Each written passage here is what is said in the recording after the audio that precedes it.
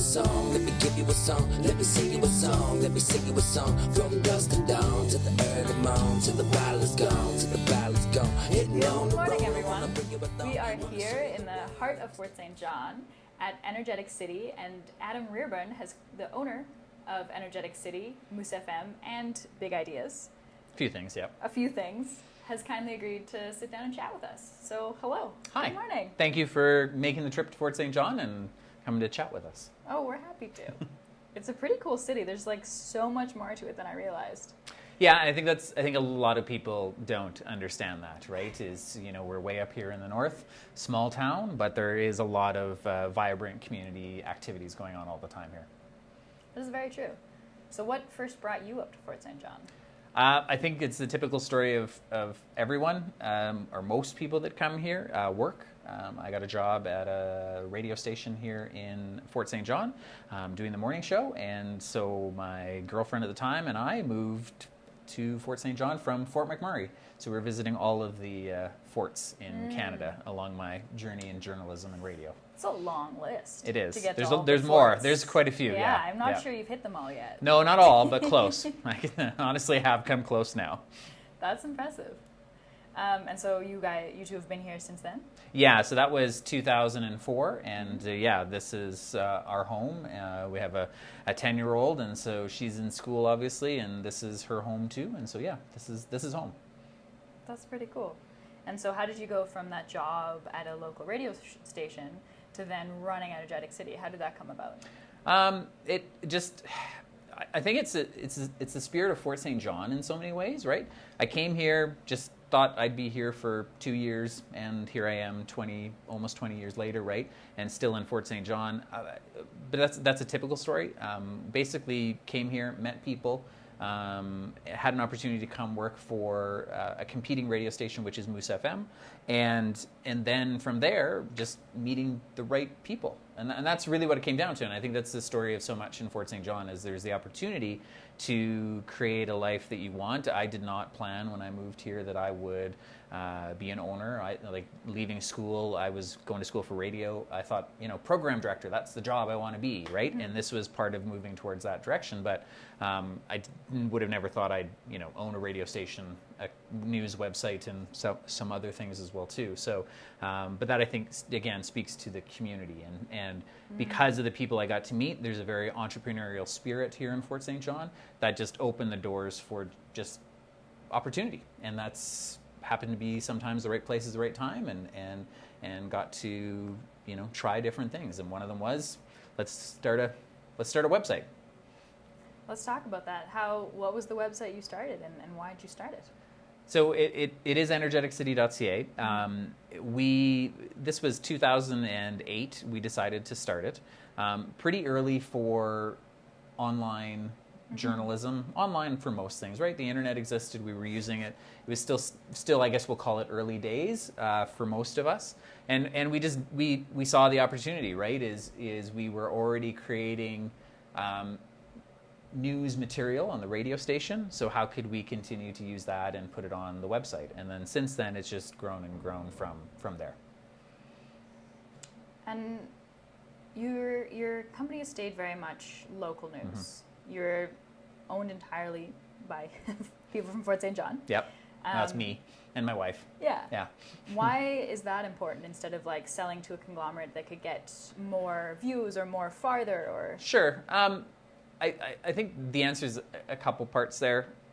I firmly believe the reason Energetic City exists is because of the radio station Moose FM, which was based on the same foundation, right? Local ownership, local news, and that came about in 2003 because they just saw what larger corporations had done to the radio stations that existed here in the community, right? So they had seen cuts, staff changes, programs that used to be you used to have a program on the radio where if the doctor needed to reach you, they'd put your name out at 3:00 in the afternoon, right? Saying, hey, John, doctor needs to talk to you, make sure to call in, right? That's what radio used to be, especially in small towns and small communities. Now cell phones and internet and all that stuff has changed that. But some of that same principle still exists, right? Of talking about what's going on in our community. I use this one as an example for the website all the time, is we don't care what the Canucks did last night or the Oilers or pick your major league sports team, because if you have an interest in that nowadays, you already know. You've checked your phone, you've been on whatever, a website to read the scores and information. But here, our local hockey team, you can't find that, right? And so our job is to help share that information, or what council's doing, or so on and so forth, the different issues here. You're not going to find that information somewhere else.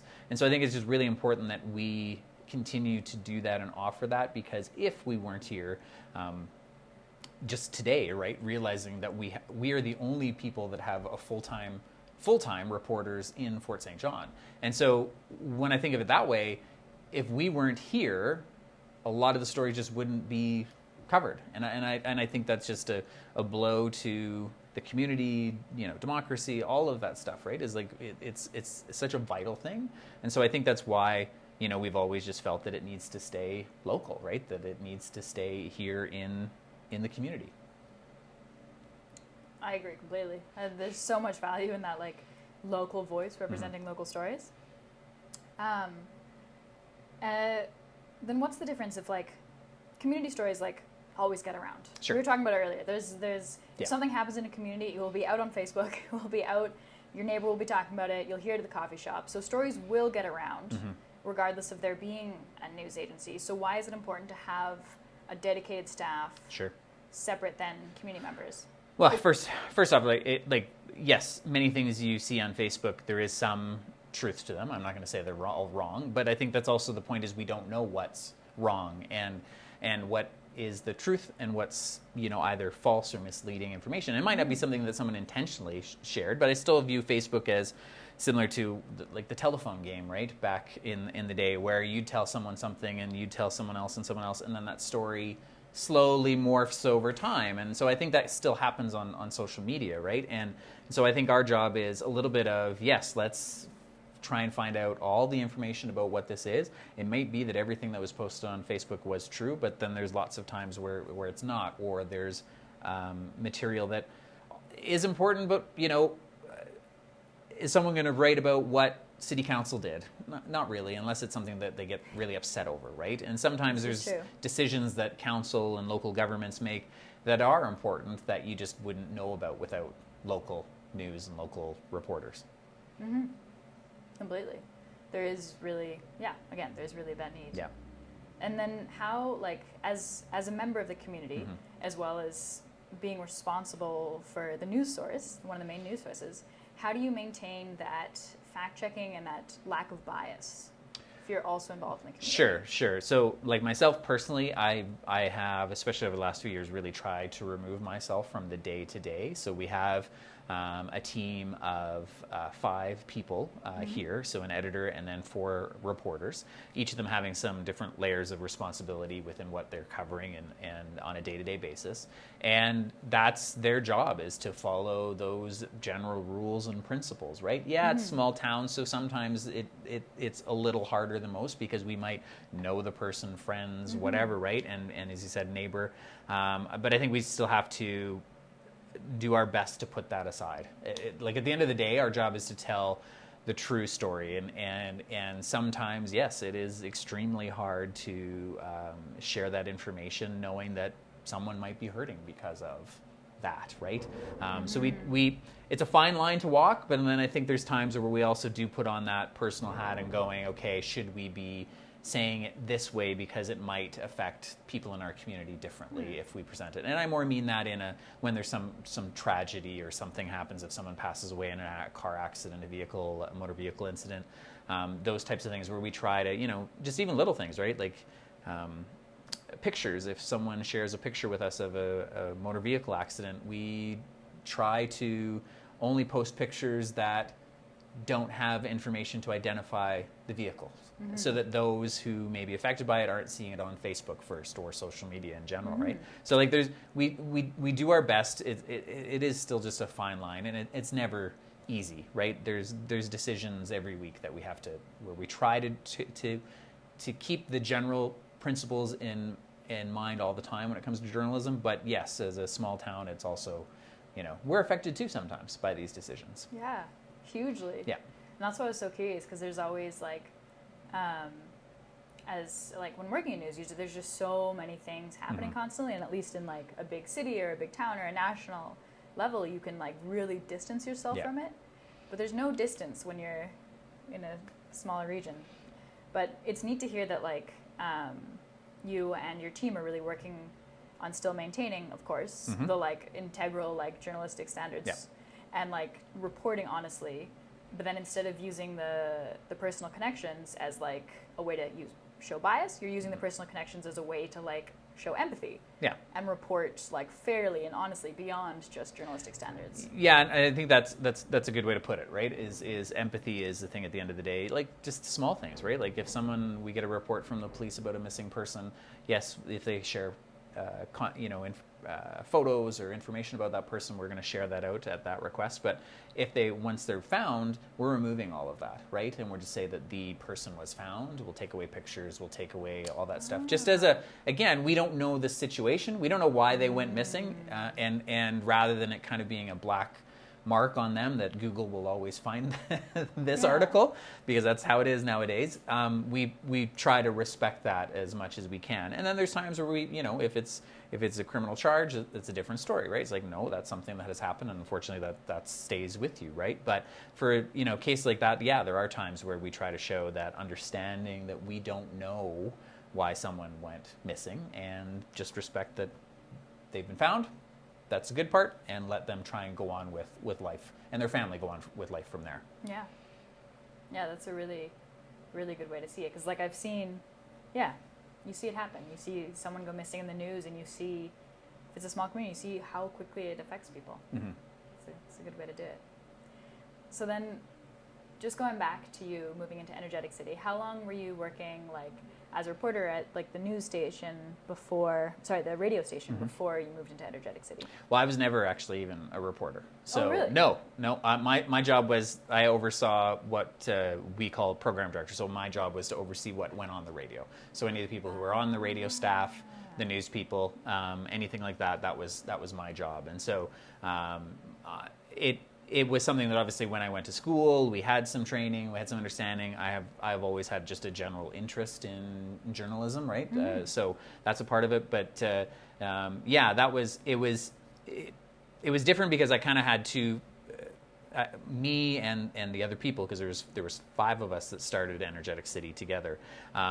We all had different roles, right? So my job is to make sure about content. Someone else was dealing with sales. Someone else was finance and all these other things, right? So, I was overseeing what content would go up there, and then obviously played a role in creating that as well too. Because if it's still a struggle today, but news happens any time of the day. So sometimes, you're going and taking a picture of something at 10 o'clock at night, and I felt that was my job at first, rather than calling all of the staff 24 hours a day to go, hey, can we go do this, right? And so helping in that way to try and get that basic information out at whatever time of day.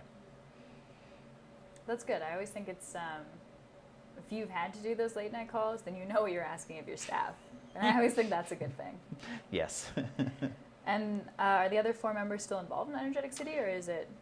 They're not directly anymore. Over time, I was able to buy them out, but we're still friends, business partners, and other things, so on and so forth. So they're not involved in the day-to-day operations, but they're still here and still believe in the ideas and everything that we're trying to accomplish. That's great. And how do you find the community in general respond to Energetic City? Like, are people really glad for it as a news source? Do you ever get much flack for reporting? Depends on the story. I think overall, for the most part, yes, most people are good. We've gone through some periods, and I think COVID's a good example for media in general, where we've all faced some interesting backlash, we'll call it. Backlash is the good word. Yeah, and so I think for the most part, yes. I think overall people don't understand the processes, right? Just the things that we do. We'll get a comment going, why didn't you publish someone's name in some criminal report or something? It's like, we don't know the person's name because the RCMP haven't told us that, right? But I think it's like, sometimes you have people who think that we know everything when we don't. we are not omnipresent. We have to rely on people telling us stuff. And then there's certain rules that we follow, right? Is that, for example, if someone's not been charged, you can't release a name, even if you might know the name, right? And so I think there's a little bit of the community doesn't understand everything that we do behind the scenes, and we do try to, and we've been working on that for the last 2 years, trying to explain that, right? So if we change a story, being more upfront about not just changing the story, but also saying why we've changed or why we did, you know, with the missing person example, we will go into the article, change it, but then we'll also have a line that we put in there as to why we changed this and the reason we follow this. So we're really trying to work on that because I think people don't understand. They think it's just, oh, we saw it on Facebook and we went and published a story, right? And it's not as simple as that. It is not. There's more to it, and which is sometimes why we might be slower, right, than what you might see on social media, because we're trying to verify that information, whether to find out if it's the truth, and so using other members of the community, official sources, anything we can to verify that. And so anyways, to your question of does the community value us? I think overall they do. I think sometimes though they don't completely understand how important it is, and we're going through this decline where we've seen, we went from, we could be at a press conference, there'd be 5 or 6 people there, reporters, right? And now it's 1. So it's like, it's been a big change, and I think the community is only slowly starting to see the effects of that change when there is only one organization in town that's covering news in the community on a regular day-to-day basis, right? And how do you think that affects your ability to report? Like, is there more ability to source out the truth if it's like less competition to find it, or is it better for a town when there's multiple news sources? I still believe it's better. Like, there's part of me that's the competitor that says no, everyone needs to go away, right? And it only should be us. But I think for the community's overall health, it's better to have multiple, right? When we've had multiple news sources, it's competition. So we want to get the story before somebody else, right? And we get disappointed when we see the newspaper publish an article that's like, how come we didn't know about that, right? But that's what having multiple sources allows you to have, right? I don't know everyone. Our staff don't know everyone. We don't know everything going on in the community, and so we rely on people sharing information with us, right? Or seeing something on social media or around town. And so when you've got multiple news sources, that just adds to that. There's more people monitoring what's happening in the community, so you can see and understand what is happening here. And walk me through that, like how do you usually come across that information that leads to you writing a story? Anything from, again, something we might see on the social media is the place for a lot of things now, for better or worse. So that it could just be talking to people, right? I was at a meeting another day and we were discussing a topic, and so that led into a news story idea to, good old-fashioned press release that we'll get from someone or a phone call. I think that's the biggest thing for us is just hearing, following, listening to what's going on in the community and reading anywhere we can to try and find that information. And what's the process when you do come across something on social media? Like, why is your article so different than a social media post? Sure. Hopefully most of the time it's different because we've tried to go and get information to back up whether that's true, right? So if we see something on social media, a claim by someone about something happening, we're either talking to that person that's making the claim or talking to some official. I keep falling back on the RCMP, but that tends to be one that we rely on. But we try to not just rely on them as well too, right? Try to find other sources. And so that's our job, is to go and find other people to talk to verify that piece of information and see how much of it is true. And it's not that most of it isn't true, it's just there might be more to it than what was shared on social media. So if someone's reading your article versus reading a social media post, they can trust that you have actively sought out all of the facts and reported it to the best. And if we haven't, if it's just an initial report, we're going to put that in there and continue to add information as we get it, especially when it's something we'll call more of a breaking news story, something that's happening quickly, right? Where we want to at least put out the basic info, and then we'll continue to go and update it and monitor it from there. There's so much to it. News is such a fine line, a tough world to tread in. If you'll bear with me. I'd love to talk more, like, even more generally speaking in news. Sure. Because the last 25 years has seen a huge shift in media and news in general. Like the readership and trust in just in general news across North America just dropped from like, these are completely vague numbers, don't quote me, but somewhere from like 60 to like 20%. Like the faith in media has dropped so dramatically, and you've been in news for a lot of that. You've seen a lot of that shift. So either speaking generally or to Fort St. John, your pick, but how have you seen media shift in the last 20 years? I know it's a big general question, but where to start, right? It's changed in so many ways, and I think you're referencing trust, right? And trust is a major issue, and I think it comes down to I kind of look at it from two sides. So yes, I went to school radio, and the thing we were always taught is you're talking to someone when you're on the radio. It's not about whether you're talking to 5 people or 10,000 people when you're on the radio. It's that you're talking to one individual person. And so you're able to try and build a connection, hopefully a relationship with that person. And that's what radio, podcasts nowadays, that's what those things are really good at. Journalism, I don't think ever really did that. It's just some name we might have seen in a newspaper. You didn't know who the person was. You didn't know anything about them or who they are, or you just saw that an article was published. And I don't think that same connection was ever built between the audience and the reporter.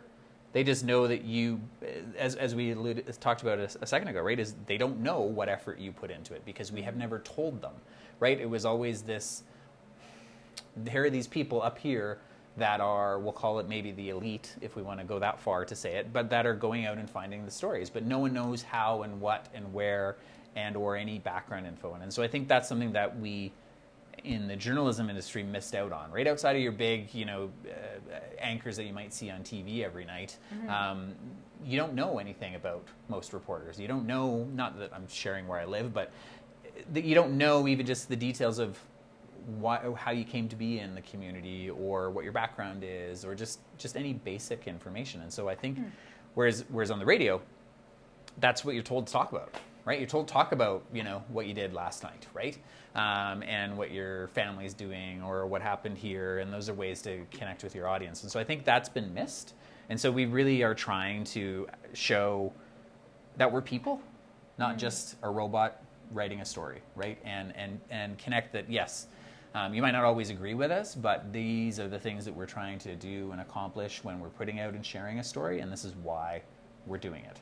And hopefully, over time, that builds that relationship. And so that's why we are relying heavily on doing a lot more video on social media, where our reporters are giving some more of maybe the behind the scenes as to what went into getting a story. Our news director, Trey, he does Trey Time every week, and it's serious but also tries to be funny and just explaining, how the process works in the building, right? Sometimes we try to call the RCMP, but they never call us back, right? Like it's trying to just give that little bit of detail to explain the process and what we do and why we do what we do. And have you seen that? Like, how has the community been responding to that? It's hard. I don't know. This is what's hard, is I don't know what the metric is to sit here and say that this improved, because we're not doing a direct survey that says, do you trust us more or not? And we have done some surveys, right?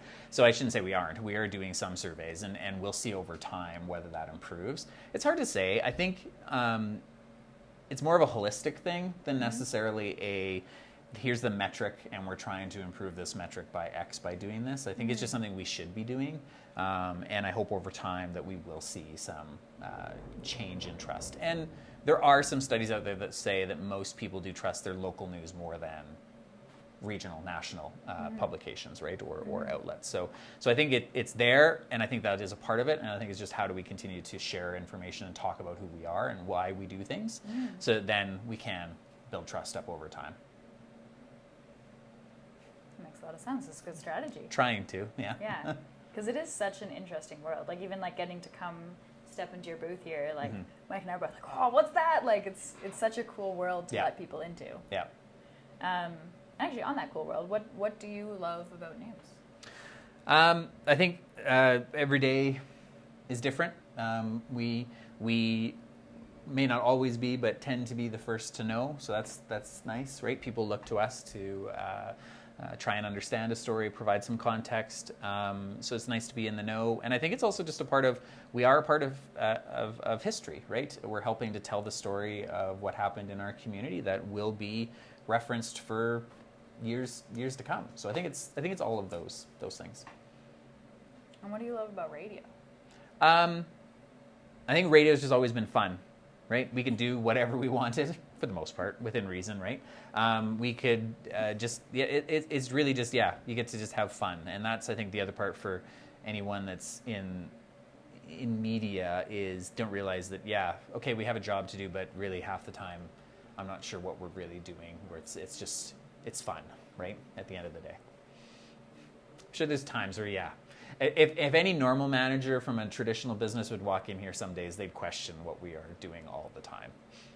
And the comments and the conversations that go on here, right?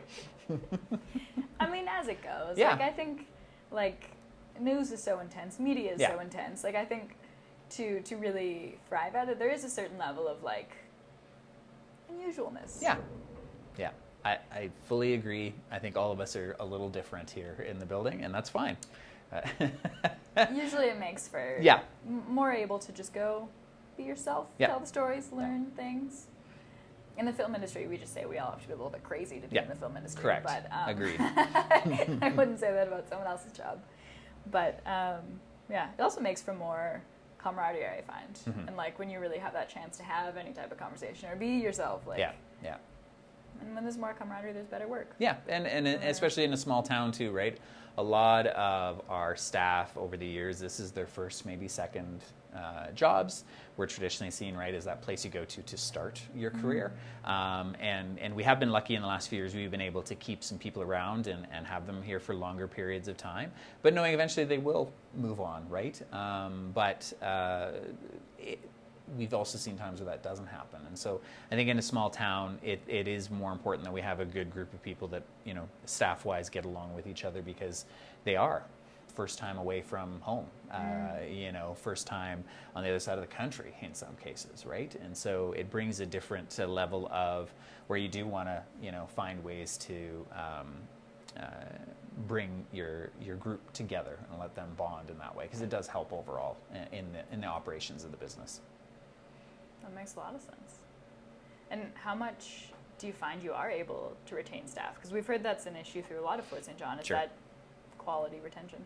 Yeah, it depends. I kind of look at it, there's two, in my mind, there's kind of two parts to our world. So our administrative, our marketing teams, they tend to be more local, right? So they've either lived here before for a number of years and got a job here and have stayed.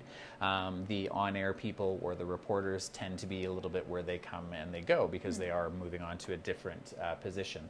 I think the one benefit is there's not many people hiring for reporters, so we do help us in helping us to retain staff that way.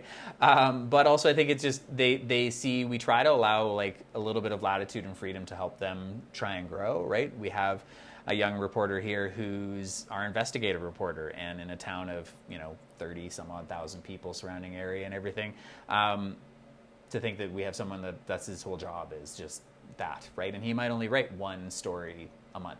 So, that's an opportunity that you wouldn't see in most even major markets or major communities. And so I think if we're able to find those things as well too, or offer opportunities to keep people here and give them new skills that they can learn and practice here, that is a benefit to hopefully retain them longer. But staff turnover is always an issue, and we just kind of go in ebbs and flows. And, some years we don't see any changes, and other years it all changes.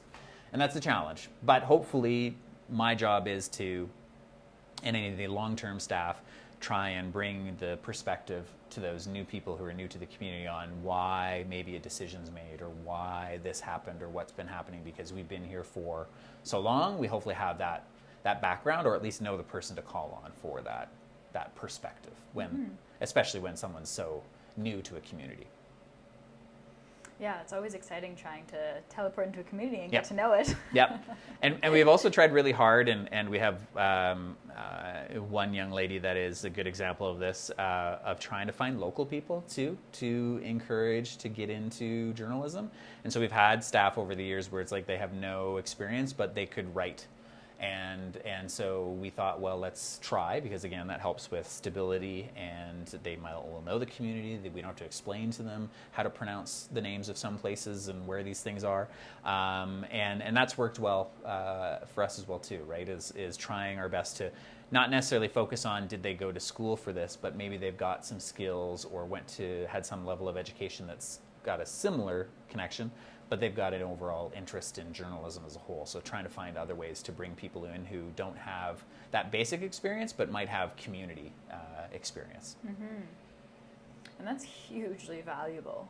Yeah. Like, we've seen it endlessly this summer. There's so much value in knowing a community and knowing how to say things properly. Like even like when I'm in Vancouver and I hear someone say like Wavon Street Gallardi. Oh, okay. Yeah. And it's spelled Gaglardi. Yeah. And like things like that. You're like, oh, you're like, there's just suddenly a different type of interaction. Yeah. And that's that's the case across every region and area, mm-hmm. right? We all have our unique place names and different things. There was just even just old buildings, right? How many people have say to me, well, have you been to the old Pioneer Inn? And it's like, what? And you only know over time, oh, that's the Ramada, right? Like it's just those things that happen over time is that, you understand and start to realize, oh, yes, that's the name of this building 20 years ago, right? Or before my time. So that's an interesting part when you've got someone local, is it does bring in that perspective. So we try to have that mix of experience, but then also local as well too, as best we can. Yeah, I think that's a great way to go about it, because it is really interesting. I think people were looking at us funny when we said like the Tamarack Mall instead of just saying like the mall, or like our friend was saying she just calls it mall because that's all it says on the front. That was my favorite so far. It's just the mall. Yeah. But on that, like, what do you love about Fort St. John? I think it comes back to the people and the community. Never found a more giving, understanding community than I have here. I think for the most part, people give the shirt off their back to help you, right? That old saying. So I think that's true, right? And I think it comes from a combination of people who have lived here all their lives, but then so many other people that have come here for that job. That then the line that's always said here is, once you've drank from the Peace, you never leave. And the Peace being the Peace River. And so there's countless stories. So many people I know have said, our 2-year plan was to come here for 2 years and then we were moving off to somewhere else, and that was 20, 30, 40 years ago, right? So, I think that's just, the community has so many opportunities at its disposal, right? Like, even just using myself, if I went to go work at a radio station in Vancouver, Edmonton, whatever, even smaller towns, Red Deer, Grand Prairie, I wouldn't have had the same opportunity to go and do what we've done here, because I wasn't talking to a person just in the other office that owned the place. I would be talking to someone in Toronto or wherever, and they don't care. Not to sound rude to anyone from the East, but it's a different dynamic when you're dealing with a corporate organization versus a locally owned, and we are willing to take those chances to go, let's try it and see if it works. That's great. And you're raising your 10-year-old in a different community than you grew up in, but sure. Very much your community. Yeah. What are you looking forward to for them to grow up in this community? Well, it's going to be really different for her. So I was raised, I don't know, I wasn't quite an Army brat, but not far off. Every 2 years we were in a different town. Oh, so, wow. yeah, so I probably for her, it's more, I'm a person that if you said to me, we need to move tomorrow, I'm like, okay, sounds good, right? Now, I've been here longer, but it's a little different now. But before coming to Fort St. John, that was it. It's like, okay, where are we going? Cool, Sweet. Let's go. Yeah. So for her, though, it's like just the thought of moving to a different house in the same town is like catastrophic, because that's where her friends are, right? That's where her school is. Mm-hmm. So probably for her, it is that ability to just sit there and, no kids from when she was 2 years old till 18 and beyond. I think that's a big thing that I didn't necessarily have, but that I want to see her have. And the same thing, I think it's that opportunity, because if she decides that she wants to go and do whatever education career afterwards, after school, it's great. And I know that there's the opportunity here, but it might not be here as well too. But we see it time and time again. I was talking to someone even just this week that said, yeah, they left when they were younger and now they're back, right? So I do see the community tends to draw you back in, even when you leave. We were learning that. We were just chatting with some people that moved down to Vancouver for a while, and then have moved back as they start a family. Mm-hmm. That's quite neat. Mm-hmm. And then with Energetic City and Moose FM, where are you excited to go next with it? I think we're figuring that out. I think there's a lot of headwinds when it comes to media journalism in Canada right now. We're optimistic that we're kind of on the right path. For us, I think the big thing obviously is revenue at the end of the day. Where are we generating our income so we can pay and provide the services we have, right? Like, we have more staff than anyone in town by twice as much, and if not more. And so for us, like, we really want to try to provide a product that local businesses can rely on to drive their business. And so we're really trying to grow into the digital media and marketing world. So kind of being a one-stop shop for anything marketing, and rely on the fact that, we have a lot of entrepreneurs in Fort St. John. They are good at that job, right? Mm-hmm. So if they know how to be a plumber, they know how to be a plumber, and they've grown their business and now have staff, but marketing wasn't their thing, right? Mm-hmm. They know how to do that job and they're good at it. And so our thought is, if we can go in and help provide those services on all fronts of marketing, not just radio or not just on the website, then we can help to grow their business, in turn grows ours, and maintain stability so that we've got the revenue to continue to provide the services that we do back to the community.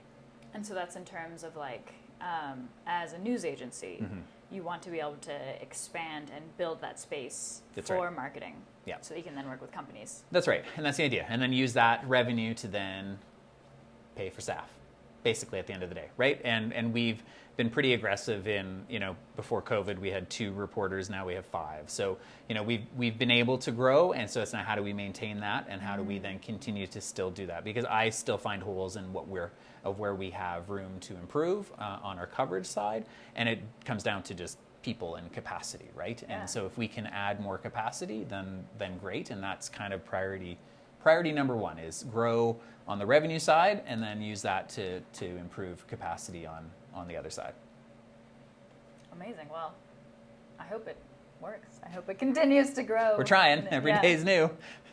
It's really neat, though. You really did start from one website to really build this a lot of different platforms to provide local news, and that's amazing. All towns need solid local news. All cities, really. Yeah. But yeah, that was most of the questions I have for you. Is there anything else you want to add? You want people to know about Energetic City? Other than I just in general, maybe would say just support local, right? I think there's a tendency in so many ways. Don't get me wrong, I've bought off Amazon. We've all bought off Amazon and gone to other towns for shopping.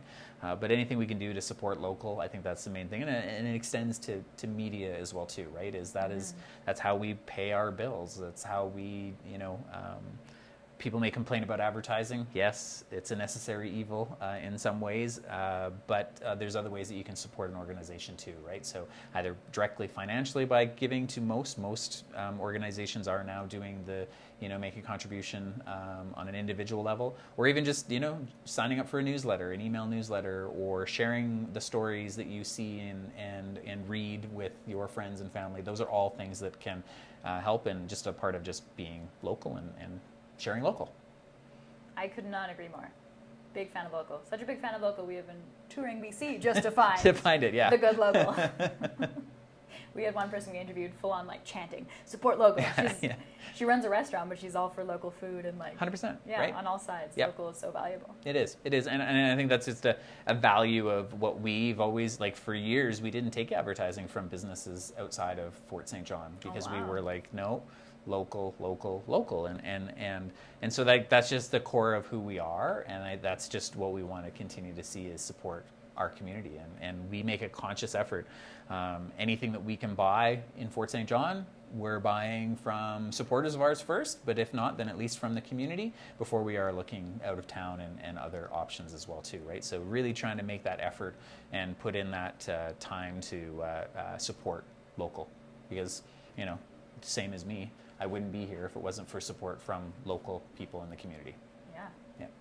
Local support is huge. It is. All right. Well, thank you everybody for watching. Thanks Thank you. for joining us today. And yeah, we'll catch you all next time. Hello everyone, and welcome back to Dusty Tracks BC. We are here, still in the middle of the lovely Fort St. John, and we are right now in the middle of the kitchen for the Indigenous Food Collective. And Paulette Flamond, one of the founders of the Indigenous Food Collective, has agreed to chat with us today. She has so many titles I cannot list them all. So would you introduce yourself, Paulette? Tanshe, everyone. My name is Paulette Flamond. I am Métis, and today I'm here at the Indigenous Food Collective. This is an organization, the Northeast Aboriginal Business Center, that I have worked for 18 years. I retired a couple of years ago from my position, but part of my legacy was actually to put together this industrial food kitchen so that food producers in our area would be able to utilize this to have a space to be able to make product in a certified kitchen. So probably took me about 3 years to fundraise the money, and industry was very generous, including ATCO Frontec, who basically supplied most of the money to the project. The project ended up being bigger than expected because we were in a building that had to be retrofitted. So it was a very, very expensive project, and I'm really pleased that it got completed before I left the organization. And today it just gives me such pride even coming in here to know that we have a fully certified kitchen for food producers in the area, not just Indigenous, but for anyone. And so that was my goal, is that there really wasn't a whole lot of commercial kitchens to be used in our area. So I wanted to create this one so that people would have access to it. My titles, like you said, even me thinking about them is just like, sometimes gets very exhausting. 2.5 years ago, I was elected to the Métis Nation of British Columbia, and I got elected in our area's Region 7 director. And then I got appointed a ministerial portfolio. So I have the portfolio of STEPS, skills, training, employment, and post-secondary. And just this past week, I got appointed to Associate Deputy Minister for the newest ministry that the MNBC has, is Agriculture and Food Sovereignty. So I kind of haven't really wrapped that around my head yet, but I'm really excited about that. And as well, provincially, I actually just had my first advisory council meeting yesterday, because I was just appointed to the ministry's Advisory Council on Agriculture and Food, Indigenous Agriculture and Food. So I got to meet a lot of our my other committee members yesterday, and learning what they're doing across British Columbia on agriculture, and I'm really excited that I'm able to be a part of that. Don't know where I find the time, but as well, I sit on a Crown Corporation for British Columbia as well, for ICBC, and I've been sitting on that for the past 4 years. Spent about 30 years in total sitting on provincial and federal boards. Wow. Being a servant leadership is my philosophy in life. In fact, my hashtag, servant leadership, and Métis farmer. But yeah, I really feel that it's our duty as people to be able to involve ourselves with our community, with our province, with our country. So the servant leadership is something that I take very seriously, and I always say that I'm here for the people, not for myself, to be able to lead people to do great things with their lives. So even though I also have a couple of businesses as well, I've had Scoop Clothing here in Fort St. John downtown since 2008. So that's a pretty long time for a woman's retail store, and we love serving, the women in our region. as well as 2 years ago, I incorporated another company, Boreal Gardens. So Boreal Gardens is woman-owned, 51% by myself and with my husband. And we actually, we grow food and small fruit production on our farm. So those are some of the things that I do. Also, I'm a grandmother as well. I have my youngest granddaughter here for 3 weeks. So yeah, very, very busy. Yeah. Oh my goodness, that's amazing. I'm very glad you were going to introduce yourself, because there's no way I could have done all of those different roles justice. It is amazing the different things you've been able to take on and do well. Like, often someone who's doing many different things is like, somewhere it drops, something falls off the edge. Like, I know for myself, every time I try and multitask, something goes wrong. But I really admire how much you've taken on and really done it all quite well. So let's talk about that. A lot of what you've talked about comes back to community, to looking out for your people, both people across Canada and the Métis Nation in BC and in Saskatchewan, and food. So why did you help found the Indigenous Food Collective? Why is that important? What was the need there that you filled? The need that I felt in our community, first of all, was that there wasn't access for Indigenous people to use commercial kitchens. So, and also, the passion came from my own passion about preserving food. So when you're preserving food, there's a big difference between doing it in your kitchen and doing it in a commercial space. First of all, your product is commercially certified because you're working out of a commercial kitchen. I don't know if you go to farmers markets, and sometimes there's signs on the table saying that this food was not prepared in a commercial kitchen, was prepared in a home kitchen. So I really wanted our people to be able to have access, to be able to have a commercial space that they were going to be able to use, to be able to develop product. Because I really believe that value-added products are so important. Even if you're like a small producer, I find that you can make much better resources and money at doing small things. So example, making jam, making pickles, harvesting medicines to make tea, making culinary salts. Those kind of products is actually what people are interested in, often more so than the fresh vegetables, the fresh fruits. Of course, we're interested in that. But being able to buy like a tincture, it's able to, it lasts for 6 months, whereas opposed to, buying a cucumber and you can have it for a week. So I think value-added products are a way to go for entrepreneurs, and I think developing those in a commercial space basically gives you the regulation that's required, because often there's so much red tape. I know even with making jams and pickles, I have to send my jams and pickles to Calgary, and they have to go run through all the testing there, and then I get a report back saying that yes, my recipe does meet the standards. So there's often a lot of work involved in it, but often it's where producers can make their money is from value-added products. And so how does having that commercial kitchen help them? Like, are they able to then sell to more people if they're regulated in that way? They can have a product that is regulated, that is certified, that's done in a commercial kitchen. I'm just thinking about a person who makes cakes, for example. They can come in here. We have 2 ovens, a big one and a small one. And they can produce, 10 cakes at one time to be able to bake them in the ovens, right? Whereas if you're doing it at home, maybe the maximum you can do is 3. So it's a more efficient use of your time. And we have all the mix masters and all the material that one would need to use in this Indigenous Food Collective. So it's basically set up as a commercial kitchen with all of the things to be able to use, to be able to actually save on time. And that's a big one.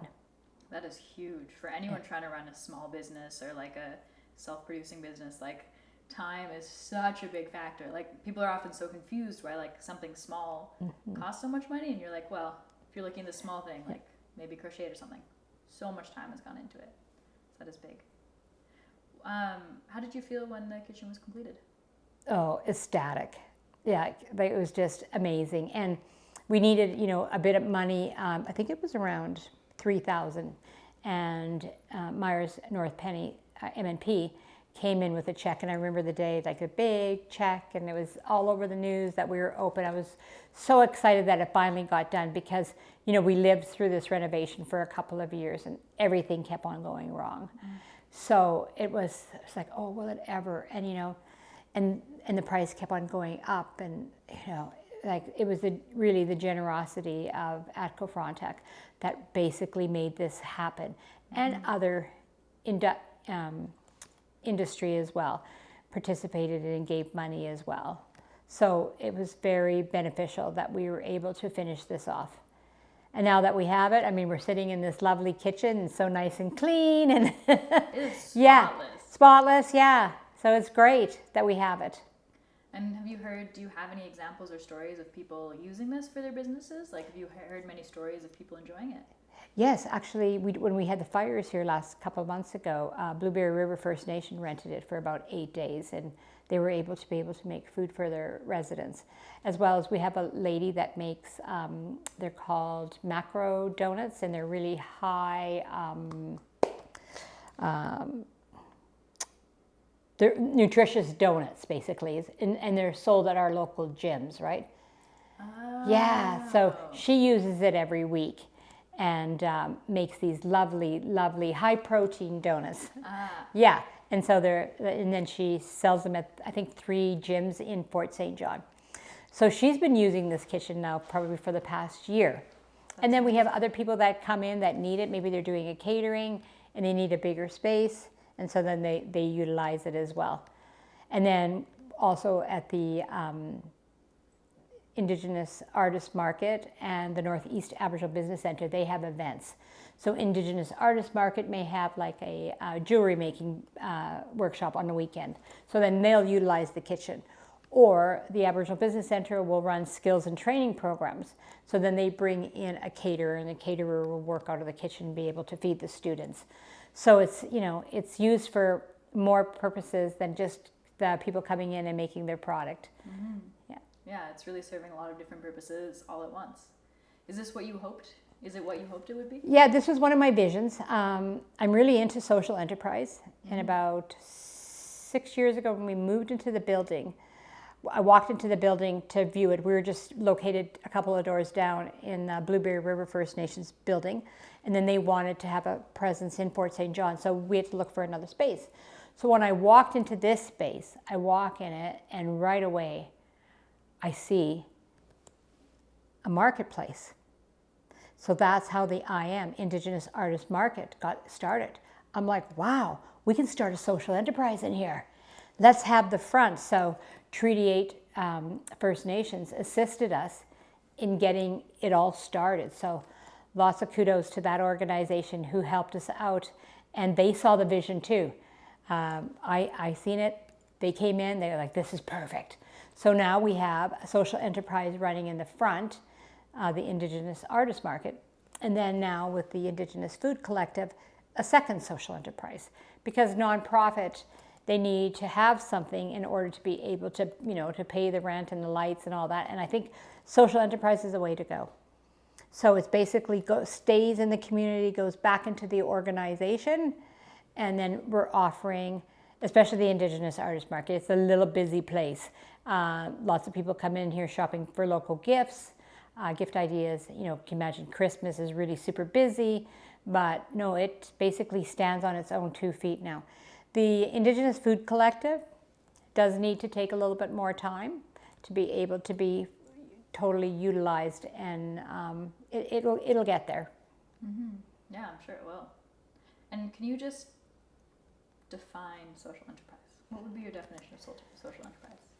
Social enterprise to me is doing a business that gives back to the community 100%.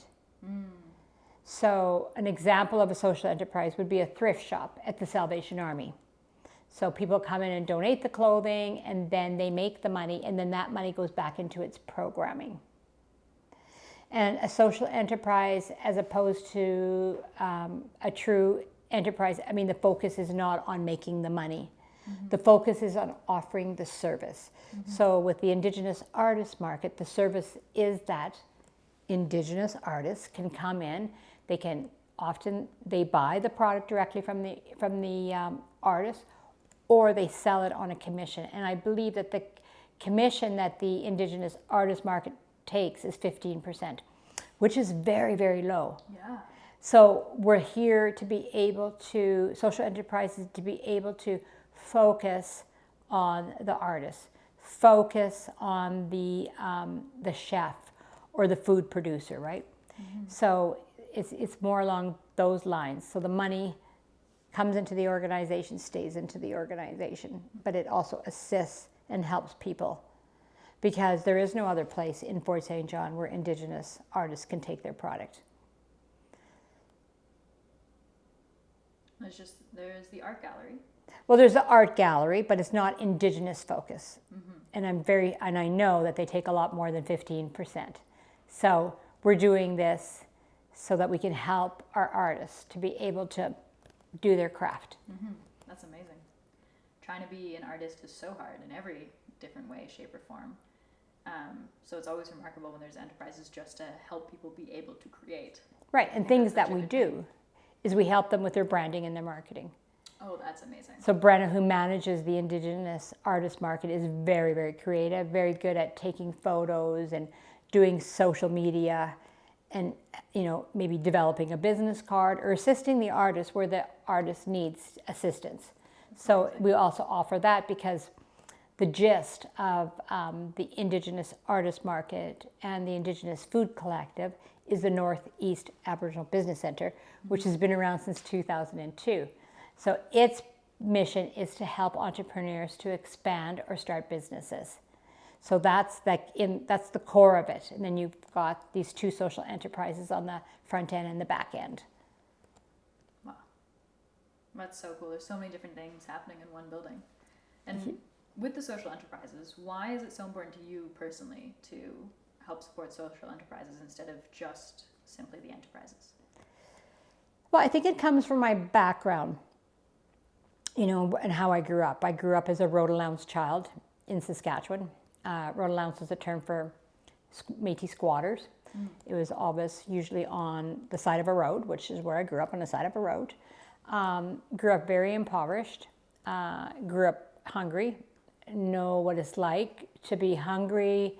Know what it's like to sleep, 4 kids into a bed or more. Know what it's like to live without, to have anything. No transportation, mm-hmm. No food in the cupboards, mm-hmm. All of that, right? So for me, growing up in dire poverty, I think is the reason why I have led myself to work with people for my entire career. So to work with nonprofit organization, because when you work with nonprofit, we know that it's not a high income job, but it's a job of service. So as I said at the beginning, servant leadership. To me, servant leadership is about what I can do for others, not what I can do for myself. So I guess growing up humbled and impoverished and always wanting to help. I mean, I have this recollection of when we first moved to the outskirts of North Battleford, along the ravine. And I had to have been maybe 10 years old. And I know one day I went to the Salvation Army. I was in school, walked down there, and started talking to the captain. I think that's what they're called. And then somebody else was working there. But I'm like, what's the need? And, they talked about the need, to help others, to serve others, to have money to be able to do for other people. And I swear I must have been 10 or 11, probably my youngest granddaughter's age. So I go back home and I come up with a plan. And I go back to the Salvation Army a few days later and I said, listen, I want to have a rummage sale. They're like, you what? I want to have a rummage sale. Okay, well, how are you going to do that? Well, I'm going to go and knock on doors. And I was young. And I lived on the other side of the tracks. And I walked to the rich area of North Battleford, beyond my humble tracks, and started knocking on doors and asking for donations. And people were giving them, and I was telling them what I was going to do.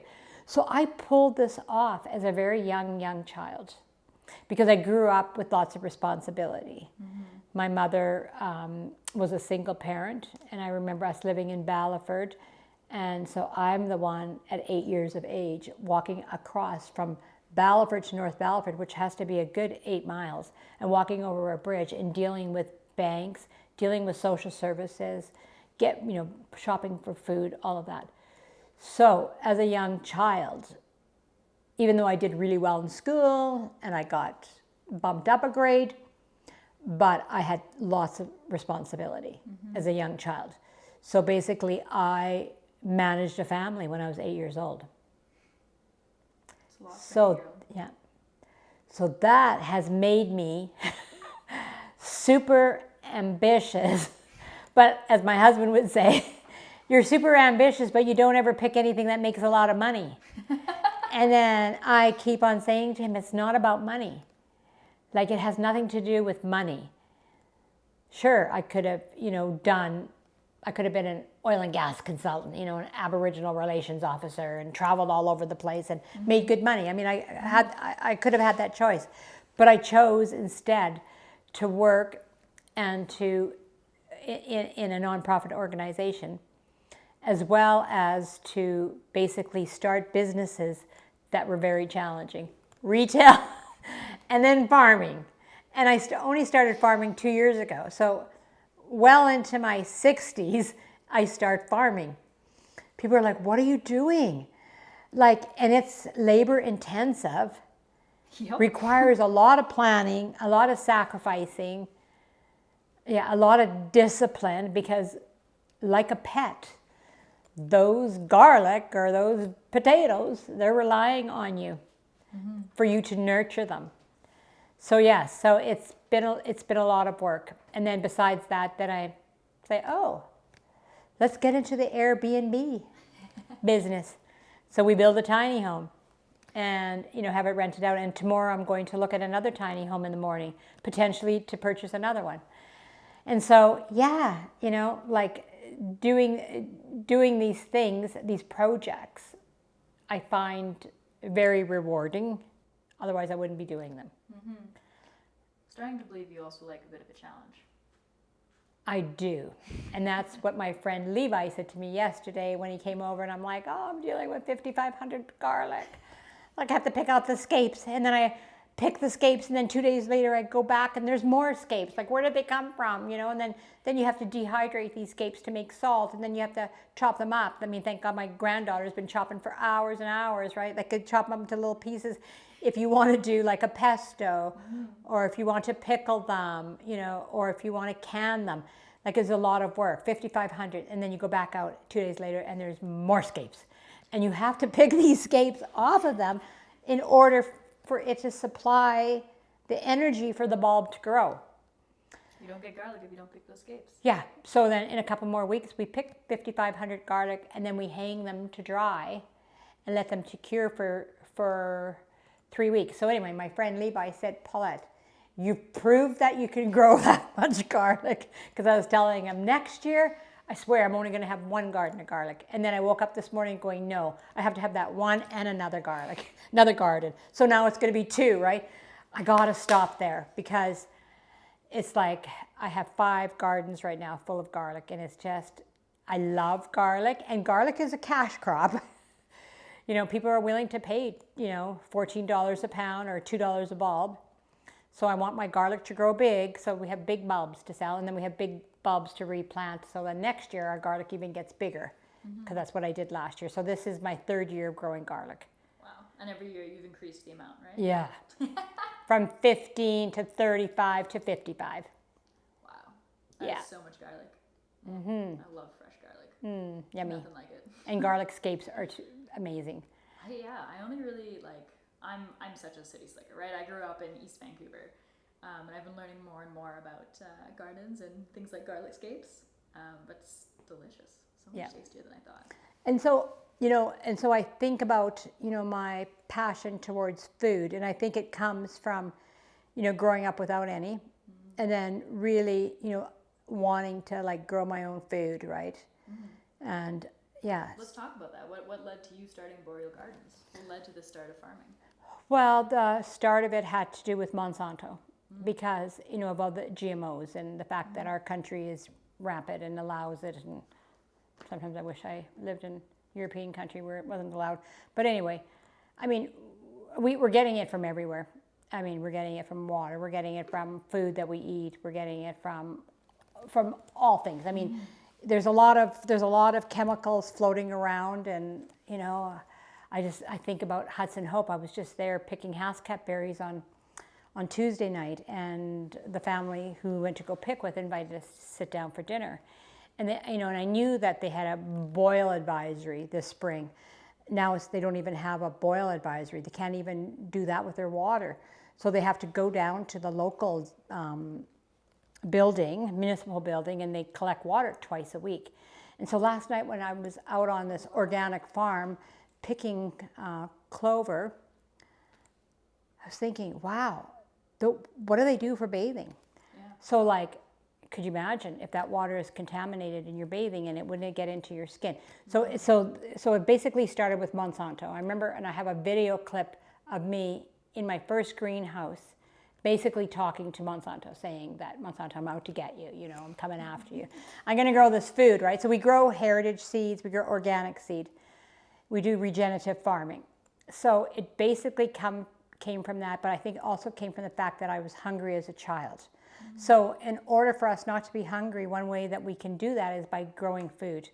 Mm-hmm. And I met Jean Tallet. She wrote the book, The Northwest is Our Mother, and it's basically about the rebellion and about the whole story of what happened in Saskatchewan. And I came across an image in her book, and I read the book. It's a thick book, and it's in history, and I'm not a particular person who would read history. I like, other self-help books or, other novels, but it took me less than 2 days to read this massive book, and she had signed it for me in Ottawa, and I came across an image of miles and miles of buffalo bones. And so, those are different images, buffalo bones. Yes. So basically what they did is they killed the buffalo so to starve off the Métis and the First Nations on the prairies. Mm-hmm. So that image, it just stuck in my mind. And I said to my husband, wow, this image here, this is in my DNA because it happened to my people.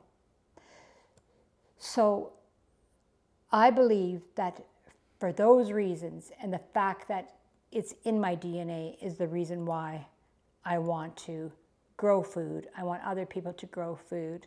I want children to learn where their food comes from. I want to be able to share my food with others. Food is a real central part of my core in my life.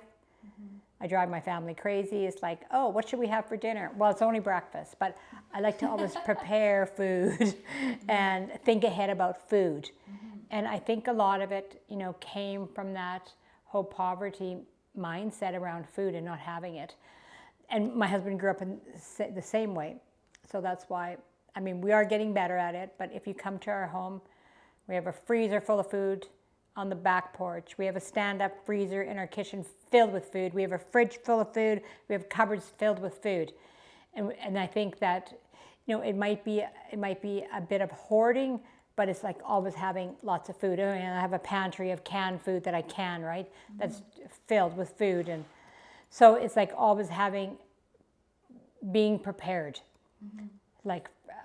So being able to stock up on food. So, yeah, and then that's why sometimes I, go crazy over, growing, 200 tomato plants. Yeah. Just love tomato plants. Yeah. And what's amazing though to now have all that food in comparison. How do you think 10-year-old Paulette would have thought about this? About having pantries and pantries full of food? Oh, I think it would have been great. And I would have, even though I grew up, as a road allowance, we did have our aunt and her husband that lived by, I think they had 12 children. Wow. And they grew food and they raised cattle and chickens and stuff like that. So I used to go there and work. But our family never really we had a small garden, but never really in a big way. Obviously because my mother had 6 children, and that's a lot. But she could have trained us all to become farm workers. And And then I see now the next generation. I hear your granddaughter's being well trained to be a farmer in the future. It's exciting to see. Well, to be able to grow her own food. And I think that, that I pray that she will take that with her and that she'll be able to grow her own food. Even though they live in Burnaby, they have a small garden that her other grandmother, started for them. And I know that they keep that up. So it's great for children to be able to go. But what's really more important is that the fact that we take her into the boreal forest and we gather medicines. So she can identify most of the medicines that we use up here, right? Wow. Clover and yarrow and Labrador and chaga and things like that. So we go out, wild mint, we go out and we gather with both of our grandchildren, and then we turn a lot of the stuff into our teas, boreal tea blend, women's tea blend. So, and then they help blend the tea blends and to be able to make the teas, and knowing that that's medicine. Like last night when we were out picking yarrow, like she knows that yarrow is medicine, and it's like, you know what, we got to stock up for winter, so that we have medicine to be able to take in the winter. And then she's been making jams with me, the Haskap jams and the rhubarb strawberry jams. So she's been doing that as well, and she really enjoys that. So I've always taught the girls how to do canned, pickles and garlic scapes and making pestos and things like that. So they're able to do that. So it's a little bit of pride in them as well too, because then they go back home to Burnaby and they take some home for their family, and they're able to enjoy it and be part of it and making it, right? Yeah, I think that's huge. That generational pass on of this is how you make food, this is how you that is so crucial, I think, for anyone and everyone.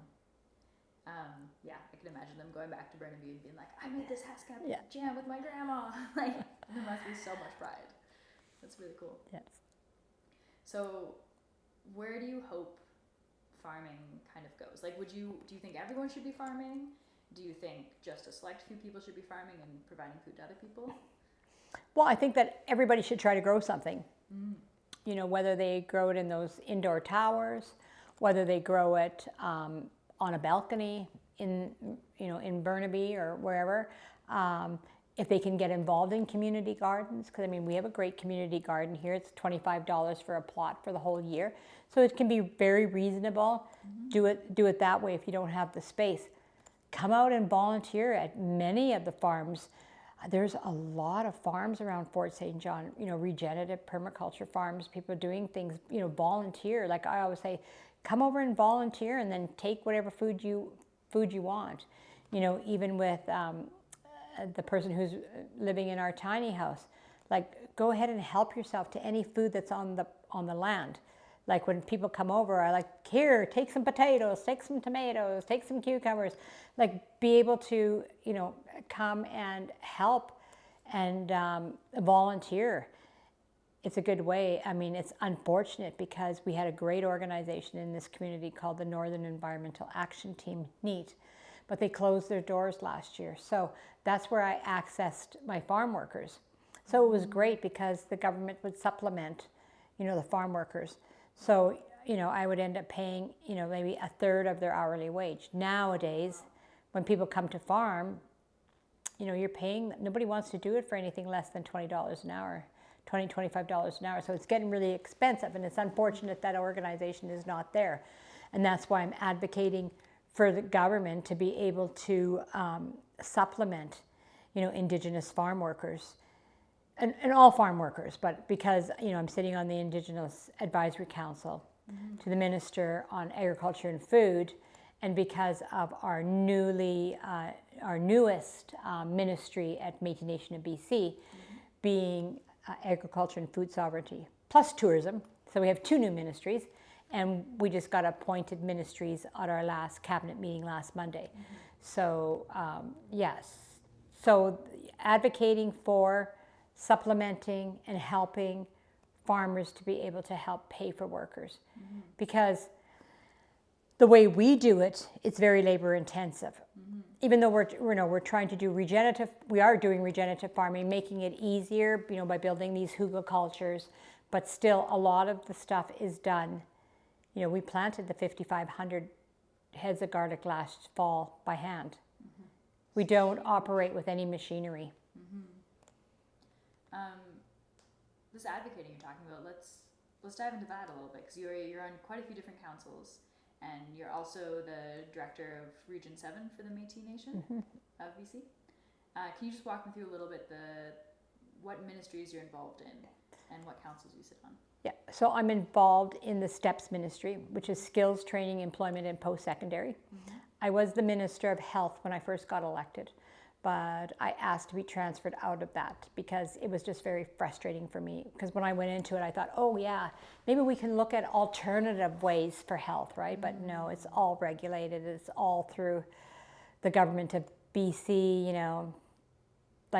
So I was so disillusioned because to me, I think about health as a different way. Health is spiritual, physical, mental. Health is being able to go onto the land, to be able to pick medicinal products that's going to help you.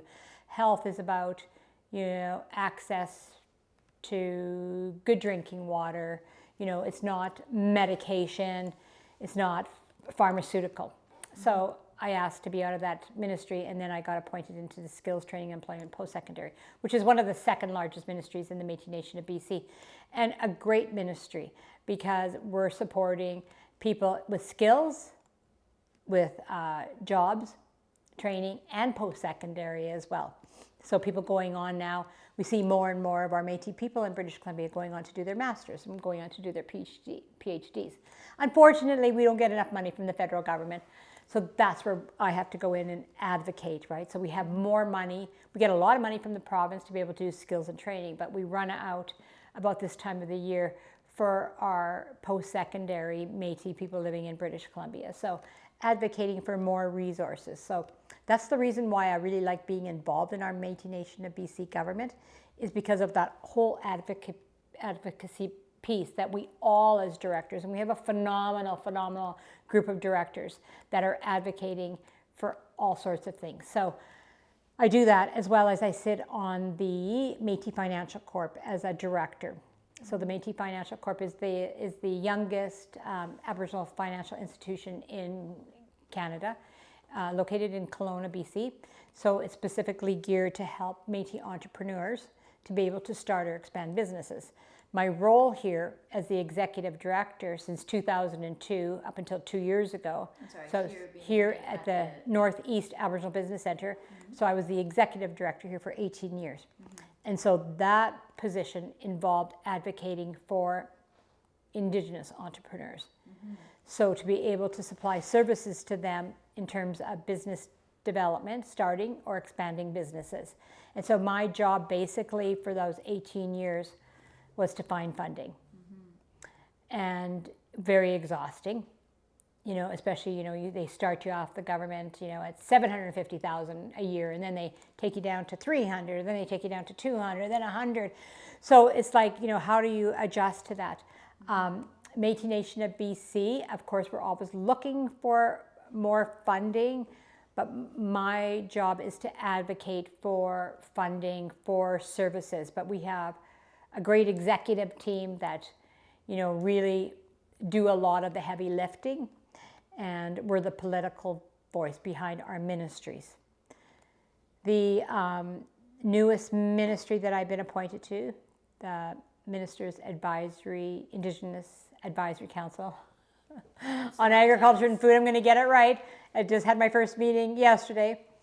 That too is to advocate for Indigenous participation in the agriculture sector. So for all three groups, First Nations, Métis, Inuit in the province. And it's great that I got appointed because often the Métis people are overlooked, right? Even though we have Section 35 rights, but having a distinction-based funding formula for programs that the government's funding, I think, is important. So there is going to be an announcement this week in Kamloops, or next week in Kamloops, of a $30 million fund for agriculture for Indigenous people in British Columbia. So I really encourage people to apply to it and really want to see that some of our Métis entrepreneurs or organizations will be able to benefit from it as well, to be able to expand their businesses or their services that they reach out to Indigenous people across the province of BC. So it's another, it's an advisory, and I've sat on many advisory councils before for government, but it's a role for me that I guess it's really good timing in my life, because I'm now involved in agriculture. I have farm status at Boreal Gardens. So to be able to assist other people, I'm doing it on a small scale. And people are like, oh, do you make money at it? No, because I give most of the product away, make product into product. And that's the reason why now Airbnb is becoming important, because it's, becomes part of your farm income. So I'm working on a business plan right now, saying to the business advisor from Calgary, like, yeah, selling potatoes and carrots. Yeah, sure, you make a little bit of money, but it is the value-added products, and it's the Airbnb that we're going to be able to sustain ourselves. Like I work full time, but eventually I'd like to be able to just concentrate on this, and maybe turning Boreal Gardens into a school one day, so that I can teach youth about growing food. I mean, that's always in the back of my mind, is that to have an institute, have a school one day. I mean, I know that Jacob Beaton is doing it in northern BC, and he's doing a great job of it, and I follow all of his posts on Facebook. And him and his spouse have dedicated it to it. And I still have my career, and hopefully for another 5 years doing my career, and then after that, then I will look at potentially doing an offering of an educational institute or whatever to teach young people about growing your own food and plant identification and mixing blends and things like that. It's like a knowledge transfer, because I'm still learning. Like I have read so many books and I follow so many groups, and like I only know just a bit. There's so much to know, and it's learning by experimenting. You find out what grows, and if it doesn't grow, you don't concentrate on that. You concentrate on things that do grow for you. Or you're always moving things around. Like I'm out there talking to the land. Yeah, it's like, where do you want to go? Like, where do you want to be situated? And then following lots of intuition and a lot of guidance by Creator. That's all I can say, is that I'm very blessed to have that guidance by Creator to be able to do what I'm doing. Because I don't know where I get the energy from. I don't think anybody does. Nobody can understand that. It is remarkable the amount of things you do. Yeah, at my age, like... I was shocked to hear your age, I'll be honest. I was like... I would not have guessed that you were in your 60s with the amount of things you have going on. Yeah. It's impressive. It's impressive for anyone of any age. But it's a drive. It's like, spirit drives me. Where do I get the energy from? I don't know. But it's like all I can say is it's spirit. It's like guiding me to do this. Like takes me where I need to go. Puts me on councils, that I can, benefit. Puts me in a role of leadership, that I can be a servant leader, right? So, yeah, like a lot of people have been mentioning to me lately to write a book about my life. It would be very interesting, because even the story about going around to the Salvation Army that we just talked about earlier, that just came into my mind. Like lots of these things are starting to pop up. I would read that book. Yeah, and I'm really excited about able to go to Batoche next week, because I'll be seeing my family from Saskatchewan and Manitoba. And so it's always really great to gather with family, because I always like to ask them, what was I like as a child? And my oldest sister, she says, what you were like as a child is you always had a book in your face. That's actually the one thing people also say about me. Oh. I learned how to walk while reading. Yeah, always had a book in my face. Yeah, and I remember that. But for me, reading books was to take me to another place. Completely. Yeah, so I could not be in that impoverished family and a family of violence, but I was able to read, and then it would transport me to another world. And I got involved in the fashion industry too, like in probably my late 20s. And then I started manufacturing clothing in Indonesia and Italy. And I always said, you know, and I opened up a boutique on White Avenue in Edmonton and on 17th Avenue in Calgary. And then I got out of the fashion industry, but I was manufacturing, so I was going over to Bali manufacturing and going over to Carpi in northern Italy to manufacture. And I got out of the fashion industry for 10 years, and I'm like, I'm done with it. Then I moved to Fort St. John, and then I'm like, there's nothing here. I can't spend my money. I can't buy this that I like. I can't buy that I like. And so what I did is I did a month long. I took a month off from my role as executive director of the Aboriginal Business Center. We were located in a different location. Took a month off, and I opened up a kiosk in the mall. And so I was selling like candles, jewelries, like gloves, things like that, like more accessories. But I wasn't in there for doing that. And I did really well. But I was in there to talk to women. What is it that you want to see? Well, we want to see Uggs. We want to see, back then, I don't know, you may not even know these brands, True Religion, Rock and Republic jeans.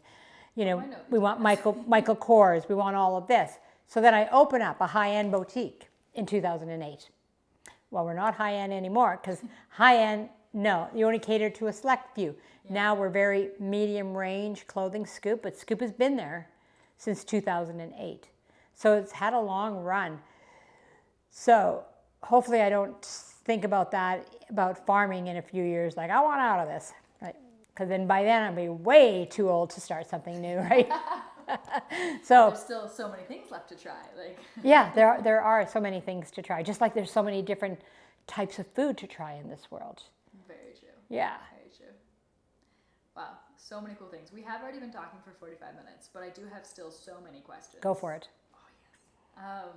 I want you to walk us through a little bit more of Boreal Gardens. Like, how much land do you have? What are the different types of growing you have?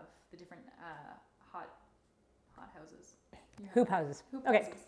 So we are located on 4.7 acres, so it's small. We received our farm status 2 years ago. With the generous support of the BC Hydro Agriculture Fund, we were able to they contributed to a growing dome, which is, it's a geodesic dome. It's 26 feet by 26 feet. And so it has the potential of being able to grow food year round.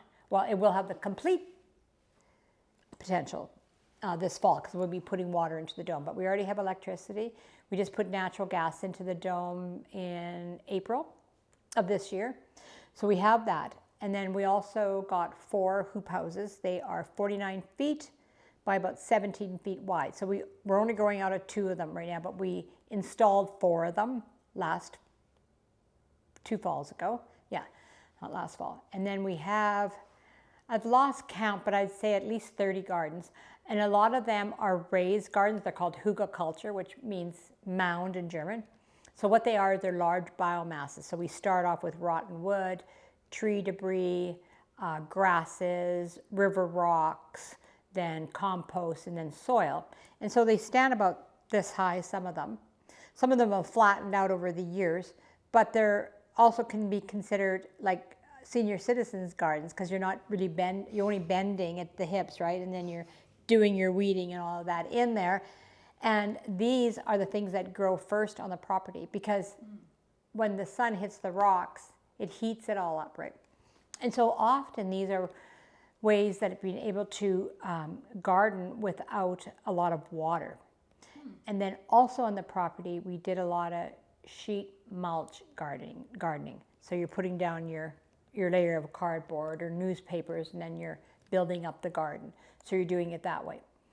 Eventually, our entire lawn, which is not much left of it anymore, will all be an orchard because I am growing hascap trees like crazy. I think I already have 50 of them planted. I want to plant another 20 before the end of the season.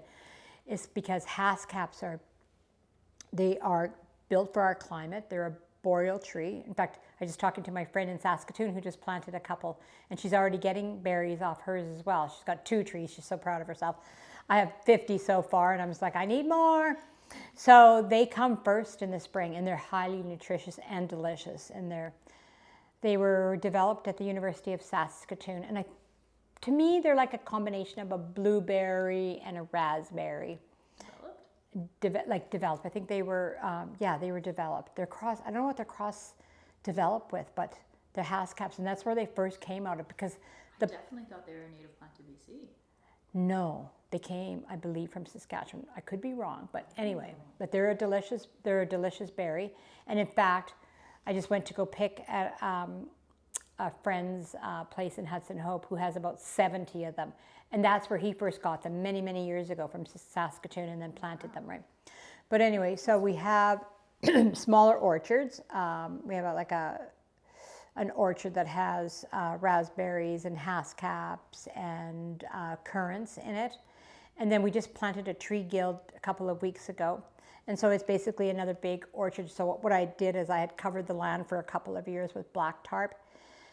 And then we added some more soil into it. And then we planted cherry trees, Saskatoons, choke cherries, lingonberries, things like that. They're small berry.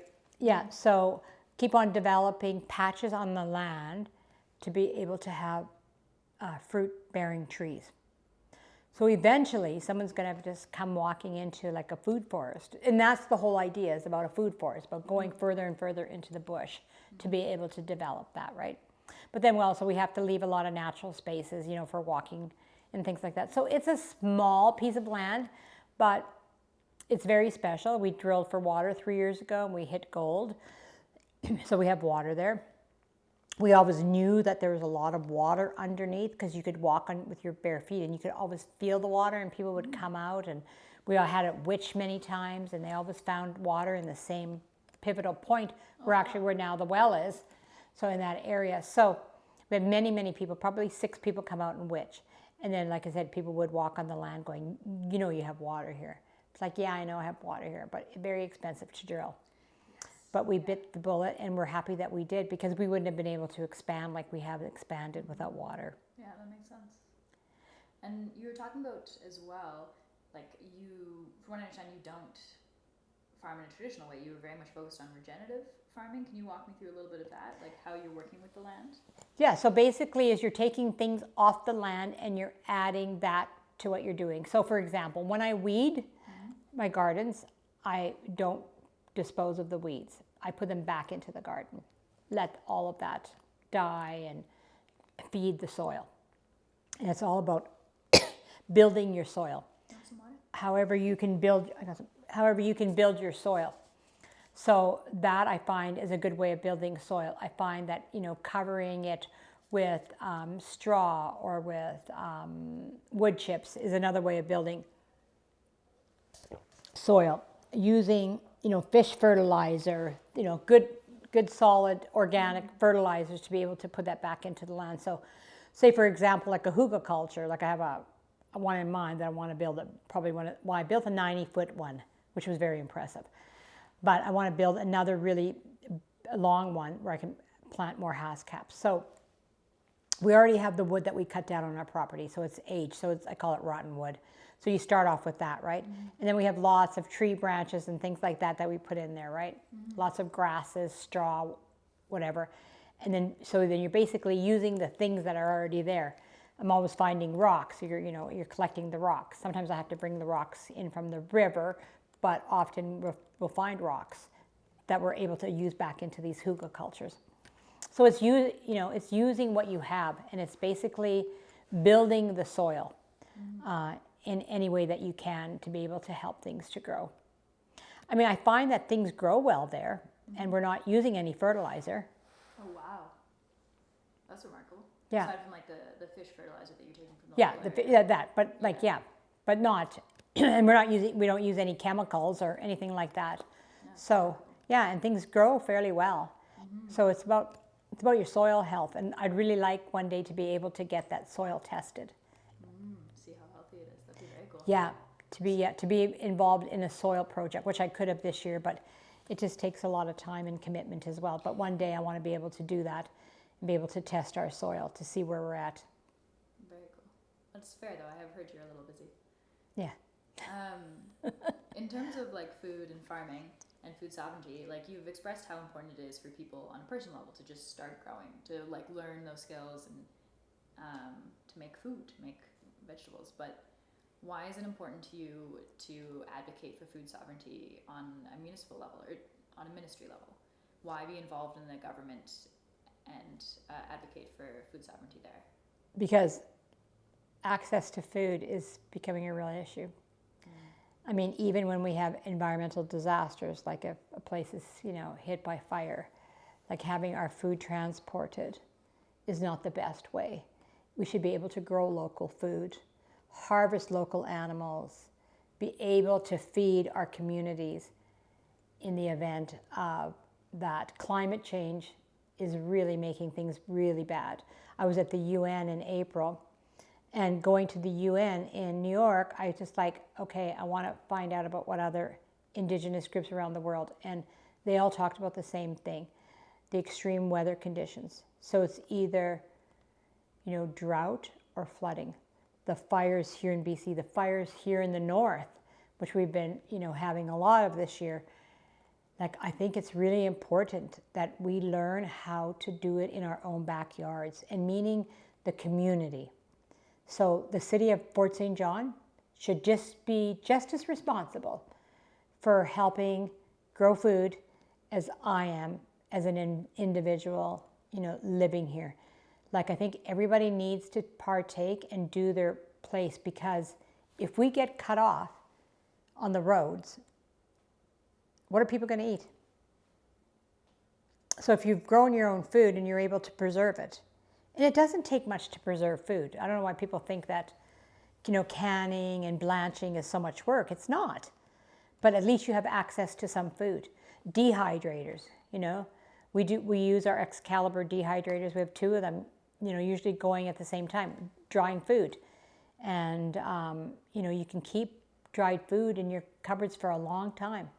So you have access to that. I mean, raising your own meat. It's something that we don't do, but I'm really thinking about having meat chickens next year. Yeah.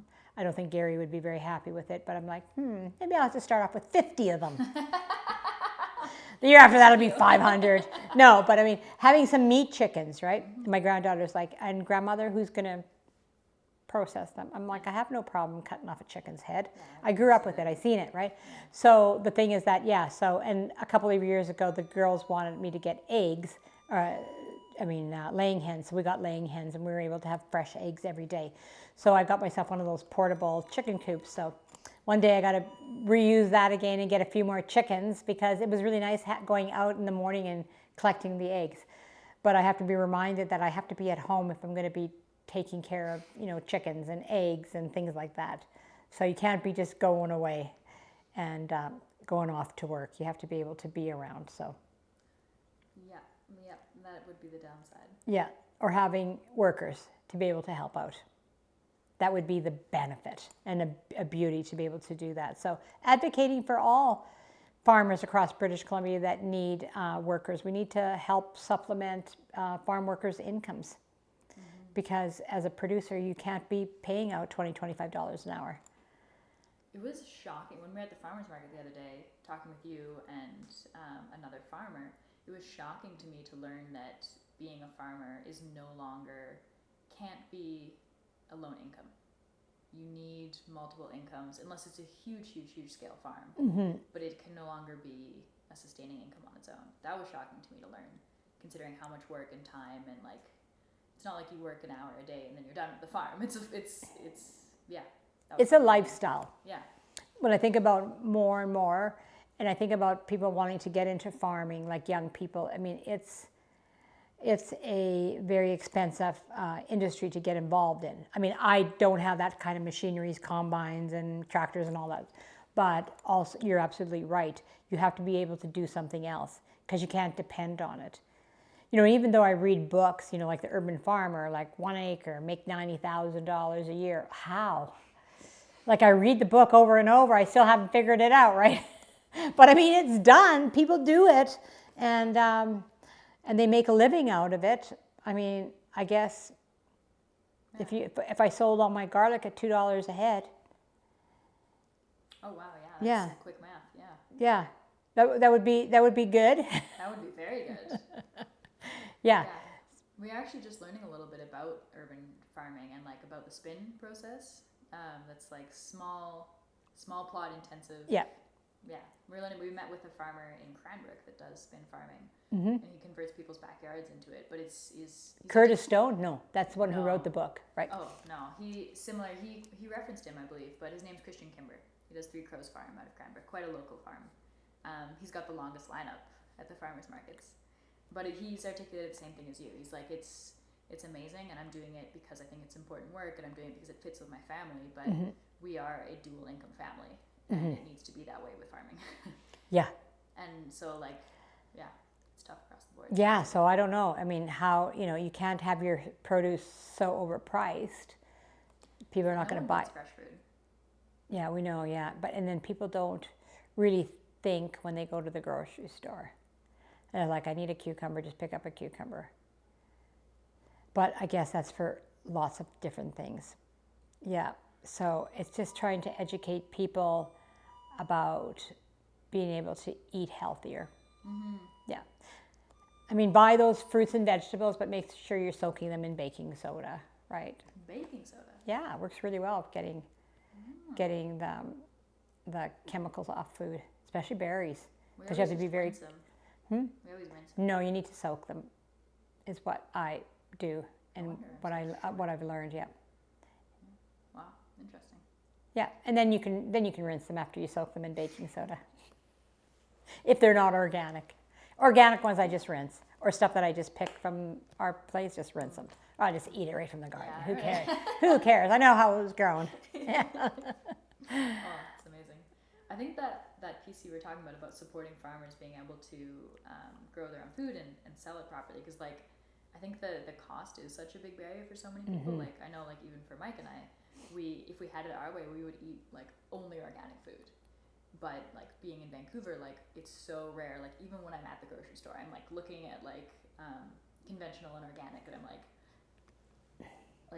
you so often just can't afford to be eating the food you want to, and like yeah. No, it's true. Yeah, but you just got to be making healthier choices and learning to make your own food and support local farmers. Because I find that, even going to the farmer's market here and buying food is not that more expensive. And then knowing where it came from, 100-mile diet or whatever they call it, like knowing where things come from. That's why I like buying, organic meats. There's a lot of people that are doing meat production here in around this area. Eggs, same way, and find lots of eggs. People that make, really good sourdough bread or really good, they mill their own grain bread. At the farmers market, I love going down there to buy the bread. So yeah, so there's just got to seek it out. Mm-hmm. Yeah. Mm-hmm. Yeah, there is quite a good farmers market here. We bought bread from I think your favorite bread seller last weekend.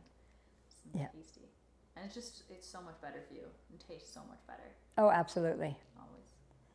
I have one last question, way off topic. But you've lived in Fort St. John for 25 years now? Probably a bit more. Yeah, at least 25, 28 years. What do you like about it? I like the people. I like the fact that, when somebody has an issue or in trouble in Fort St. John, how our community really garners together to support people. I like that. I think we're a very generous group of people living in Fort St. John. I like the wide open spaces, which we have here. I like small town feel.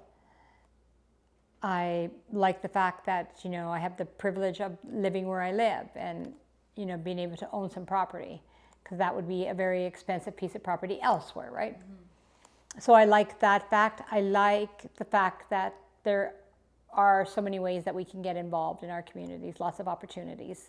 Mm-hmm. I like that. Well said. All right, I think I have just about exhausted all of my questions. Definitely not all of the things that we could talk about, but is there anything else you want people to know about you or your work right now?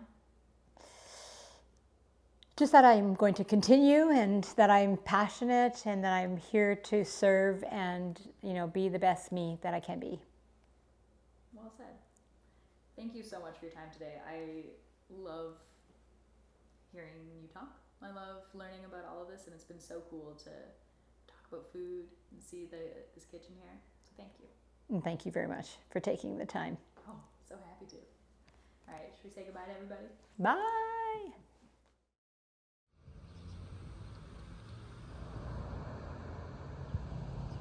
Hello and good morning, everybody. Thank you so much for joining us. We're sitting in the middle of Fort St. John, and two women from the Women's Resources Society in Fort St. John have kindly agreed to join us. And I'm going to have them introduce themselves. They'll do it much better than I will. You want to start? Yeah, sure. Hi, my name is Jen Pym. I am the Vice President of the Board of Directors for the Women's Resource Society. And I'm Sherry Marshall. I'm the president of the board of the Women's Resource Society. Beautiful. See, I wouldn't have done that nearly as well. Let's start with why you two personally got involved with the Women's Resource Society. What drove you to join? Sure, you go first, Okay. because you've been there forever. So I actually was invited to a Take Back the Night walk in 2005. And sitting afterwards, they were doing their AGM and they needed someone to fill a seat. And I kind of got coerced into joining, and I didn't really know what I was doing. But I did have a passion for what they stood for. So I agreed, and I've been there ever since. I've done numerous positions on the board. I've been president, I can't even say for how long right now. But really, our secondary transition housing is dear to my heart. And I'm really about the children that come from abusive homes, because I believe in changing them. That's when we'll change everybody's idea of violence in the home. So that's my passion for it. And just in general, what does the role of president entail? What do you do as president? Well, it's supposed to be, I see the board as one, and I actually don't really see our roles as this person does this. In our organization, everybody pulls wherever they can. And I think we're all just active, passionate women on the board that we just do it because we want, and we want to see change. And so I don't even think we really look at titles. We just do wherever we're needed. We show up. You have to do the agenda and send it out. There's the meeting part about it, but most of the time you are the face of the Women's Resource Society. But again, we do all take our look at Jen. She goes out and just talks to all these other people. I mean, so we all do our part, right? Listen to me. Yeah, we're. I just look at us as a group of friends that are trying to make a change, and we care about each other, and we care about our organization. Yeah. I think everybody's important. Every volunteer, everything. Yeah. Your society, the society is not one that would run with few people. Right, This and really takes everyone to home. our most important are our staff. They are the frontline workers here. We actually are in awe of our staff and what they do, and I want to give them everything in the world, because boy, they just give their heart and soul every day. Yeah, we have at an that incredible office. team. Yes, we do. Yeah. And I look at them as they're the face. They are the face of the Women's Resource. For all walks of life that come into our organization, that's who they recognize. They don't recognize the board. They recognize all of our staff. And I'm just so happy to be a part of it, really. This is a place where I grew up. I moved here when I was 14, and I just love being a part of something that I know is helping our community. Do you mind if I move your microphone? No, go ahead. Just slid on us a little bit. Oh, I don't usually have a problem with not being loud enough. So No. tell us about your role and what got you involved. Well, I'm the vice president officially. That mostly just means that if Sherry isn't there, then I can run the meetings and help out. I became a part of the board because I started doing the vagina monologues with the Women's Resource Society. when I moved back to Fort St. John, I grew up here and then I went to Vancouver for 8 years. So I think it was 15 years ago I did my first Vagina Monologues. And I was hooked. It was incredible. Such a great group of women and really connected. And we were, up on stage telling these stories and just connecting with the audience. And I think I did 3 years of the monologues or 4 years, and then I had people coming up to me after the show and they would share their stories with me, and sometimes they would be crying or they would talk about trauma that they've been through, and I'm a sexual assault survivor, and I've been through an abusive relationship and trauma, and I wanted to do more because I loved doing the monologues, but it was just once a year, and so I decided to join the board of directors, and then I actually ended up still doing the monologues, but then I directed the show and I helped produce the show, and it was a really, really fun thing to do. And then I also helped produce a fundraiser that we did here called Woman's Song, and that's kind of what my role has been, help out with fundraisers and Media. I do media stuff. I talk to newspaper people or whoever will listen to me talk about how Traveling film crews. Whoever I can find that will listen to me talk about how awesome the Women's Center is. So What was the Vagina Monologues? Walk me through that. How did you work with the clients? The Vagina Monologues, it's a show that was created by Eve Ensler, and you get licenses for it, and people put it on all over the world, and it's to raise awareness against violence against women, and we also would raise funds for the Women's Resource Society. So you're creating awareness and you're also raising money. And it was a group of volunteers. I think in our last one that we did before COVID, we had cast and volunteers of almost 30 people. And they would show up every week for rehearsals, and then we put on the show. And we decided actually to open it up to admission by donation for our last two, and it was awesome. We had because we took down the barrier of a ticket price, so people were showing up, and we asked for donations for our food pantry. So we had some teenage boys that came, and they each had like their can of soup. Yeah. They're like, we're here to see the show, because they had friends that were in the show, it can be really heavy, the content, but there's also lots of stories that are empowering and enlightening, and we had funny. Funny. Like this is a PG show, right? I've played so many different roles in the Vagina Monologues, and my dad brought my grandma to the show one year, and it was. She told me she loved the show, but she had to turn down her hearing aids for some of the monologues.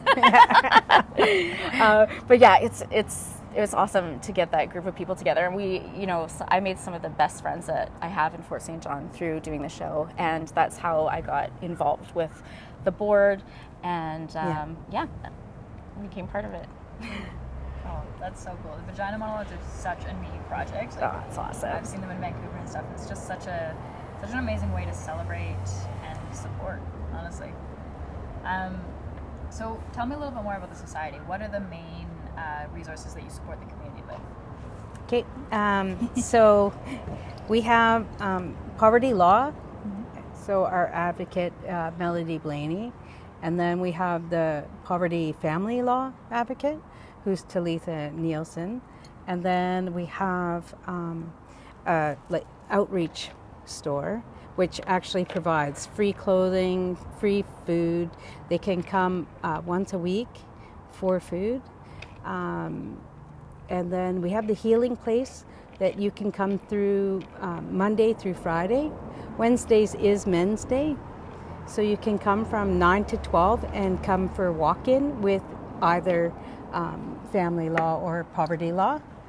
And that's all in one building now. And so then we also have HIV program. We have secondary transition housing, which is 12 basically townhouses, 2 to 4 bedroom. You can stay there for up to 2 years.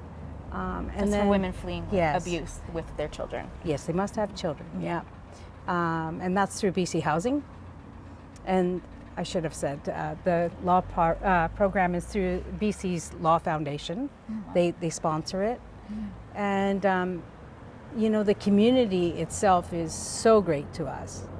Really, they help us in so many ways. We've received help for all of our outreach. We get donations and food donations from camps. We get food donations from people every day. They do the one bag challenge, and that's really funny because it gets the city council will challenge each other, and then organizations start challenging each other, and firefighters people are showing to show up with a one bag of groceries to donate for our pantry.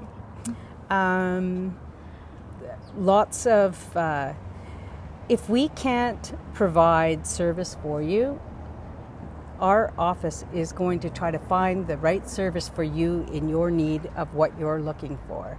And that's basically what we are. We've created, as Jen has a book here, with certain resources available to people, but they also did the Status of Women of Canada gave us a grant, and we did the Peace Project. And the Peace Project, in the end, created a book that shows all the resources in Fort St. John. So we really are an office that will try to meet you where you're at and try to get wherever your need is to whatever resource we can, if we can help you. And we do that mostly for people living below the poverty line.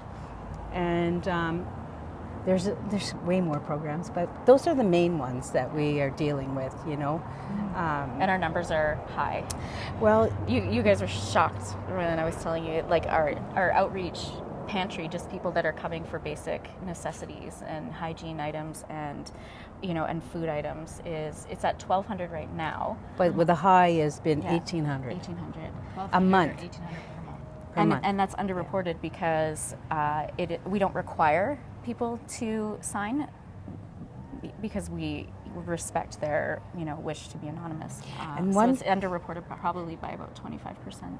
And one thing that probably will shock you, and I tell everybody this, is people don't realize that right now the baby boomers are our biggest seniors coming in.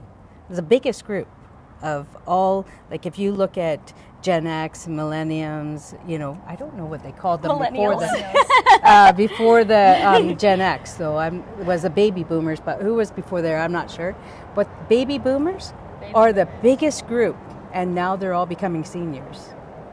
And a lot of those seniors cannot make the end of the month. They can't make the end of the month with what they're getting. The cost of living, the cost of apartments, right now. groceries, all of that.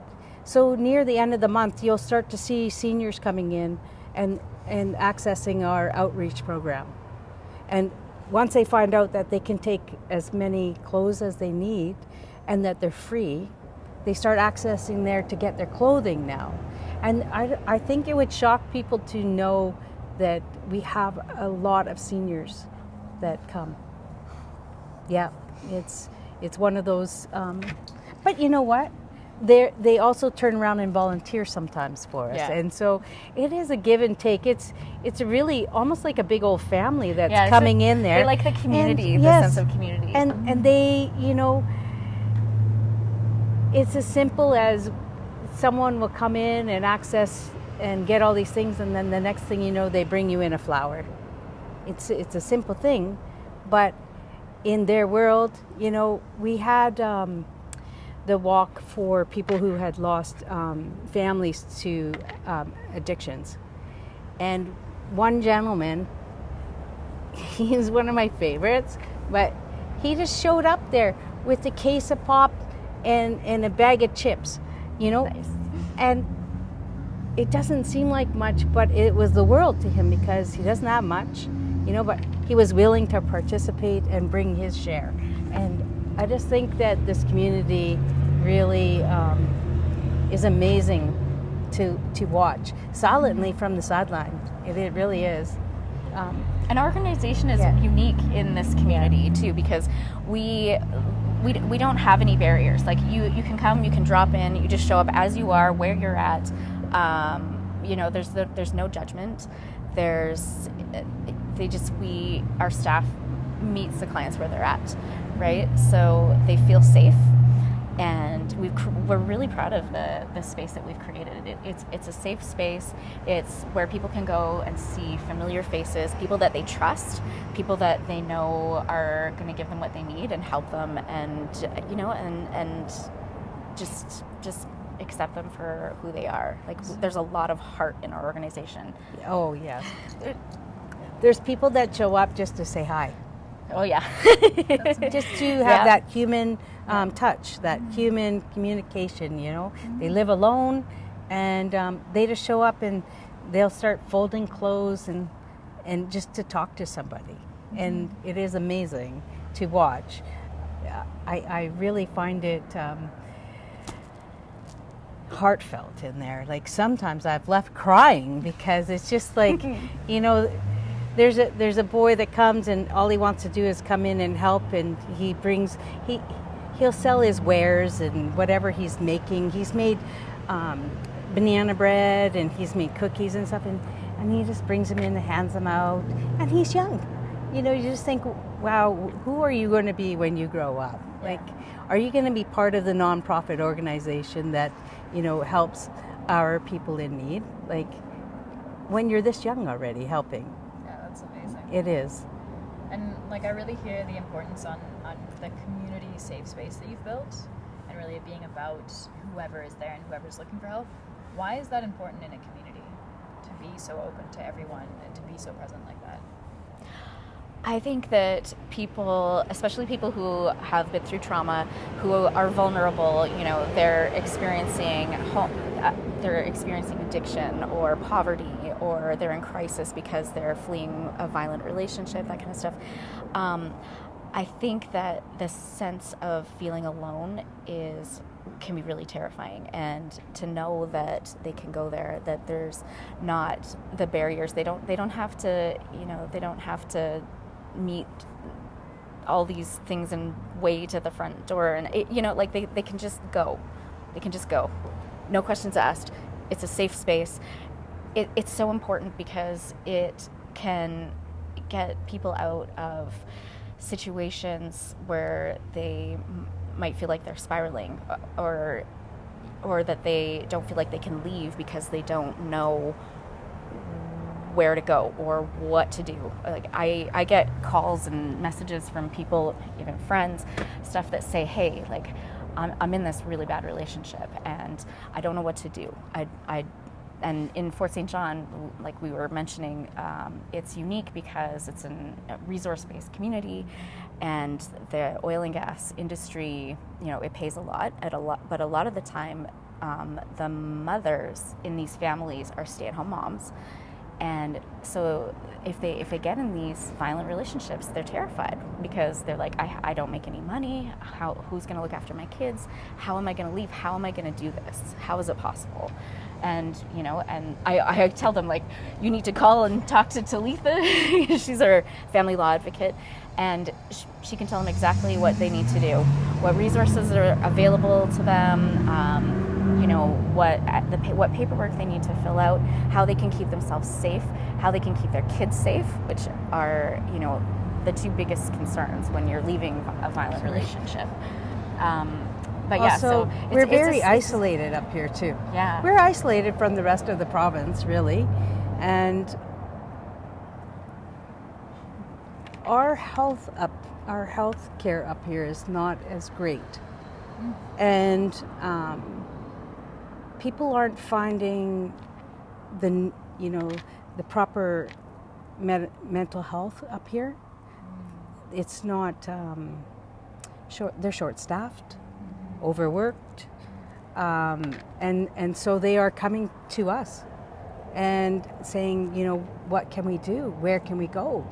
And I'm sure there's people that see it on the streets, the mental health, the addictions, and we don't have the proper mental health units up here to accommodate all these people, especially, and I never wanted to say, but especially since COVID. Yeah. You know, I see it, and I've seen it everywhere. It's not just us, but we are more isolated up here than if you were in Vancouver or surrounding areas. Around Vancouver, you have options. It's a little more difficult up here. And a lot of people are living up here working and they're away from their families, right? So they don't have that support network in place.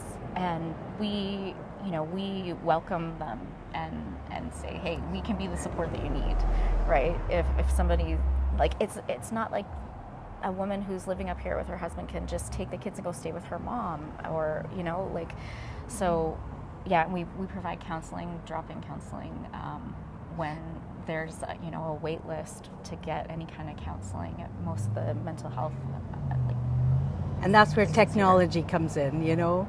That's where you're going to have your Zoom, you know. So the health is becoming more on Zooming with a doctor, Zooming with a psychiatrist, your lawyer. People are attending court now through Zoom. So I see the Women's Resource actually transitioning now, and we're coming up to being able to offer these services too. Even in our secondary transition housing, we're starting to set that up so the women in these units can maybe upgrade their high school, take an online course, talk to a doctor, talk to a psychiatrist. So we are getting the resources. We help facilitate that, yeah. Just a different way, you know. It's not one-on-one anymore. It's going to be through a screen.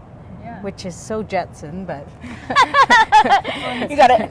It's a remarkable way to support so many different people too. Yes. Like there's a lot more ability to help more people usually when you can involve someone like yeah. Exactly, yeah. And we recognize the need too for some crisis healthcare. So we started providing harm reduction services because you think of the barriers that might exist for somebody to get a test for HIV or something. First, they have to try to find a family doctor.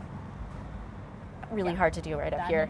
Yeah, exactly, right. They have to get themselves an appointment, then they have to get themselves to the hospital, which is way across town. And, then they have to get the test done, then they have to make another appointment to do the follow-up for results. Like, it's not going to happen for a lot of people, especially those that are in crisis or that, are having mental health breakdowns. And so we were like, okay, this is a service that we need to provide. Yeah, and it's really great to hear too how much you're adapting. Society's constantly changing, constantly changing, and that's good to hear as a society you're able to keep up. Yeah. And now with our new space, yes. we can do more programming. Yay! So we are 9908 and 9912 96th Ave in Fort St. John, across from the Rec Center and the Festival Plaza. Yes. I learned that. And so the outreach and the healing place are open Monday through Friday. Wednesdays is Men's Day from 9 till noon. And then from 1 till 3 is appointments only in 9908 address. You can call and make an appointment with the poverty law, family law. Also, women fleeing abusive situations can come there, and they're not being exposed over to a more traffic, I guess, building. They can privately come into this building and be alone with counselor or someone helping them to get out of the situation. Yeah, because in our old building, it was just one wide open space with a few offices on the side.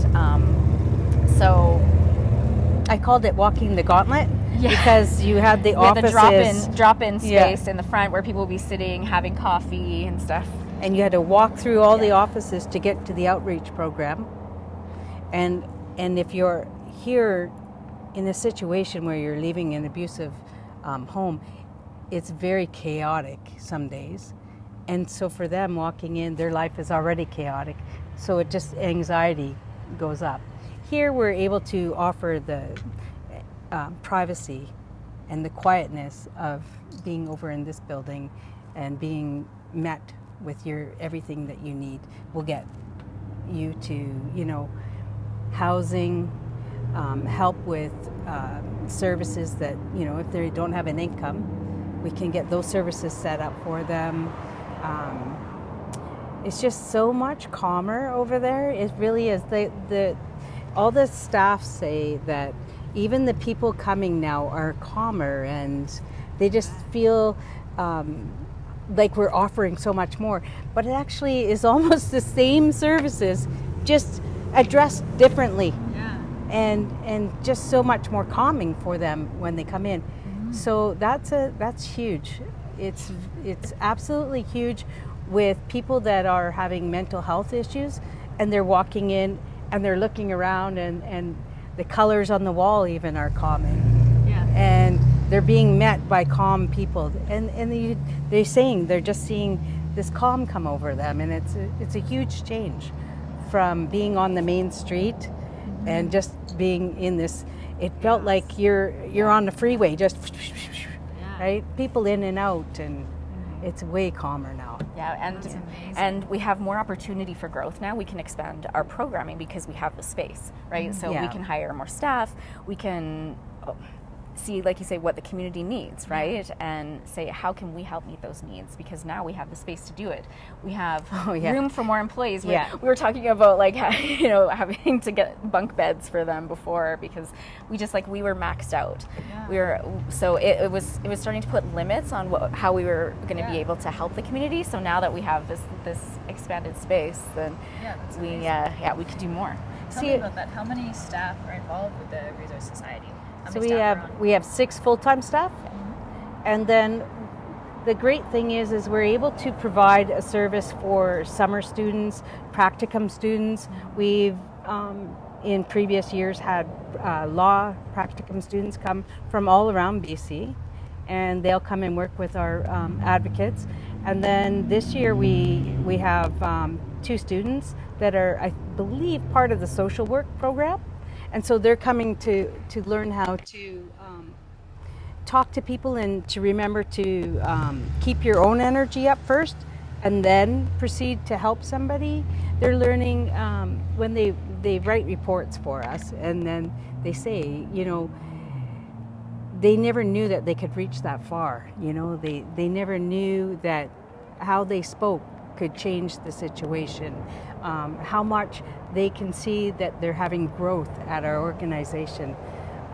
And hopefully they'll stay that path, and because we're always in need of social workers, always.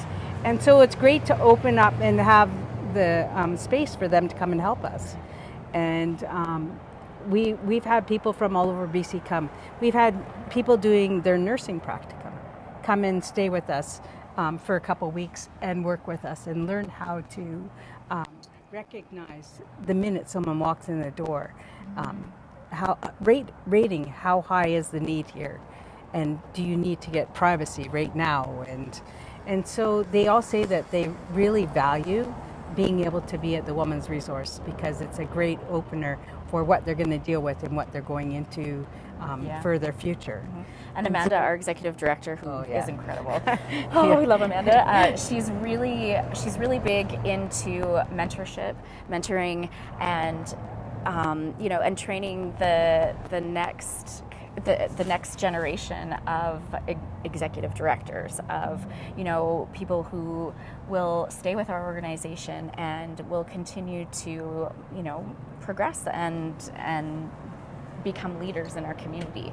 And we actually are one of the only organizations in our community that retained all of our staff through COVID.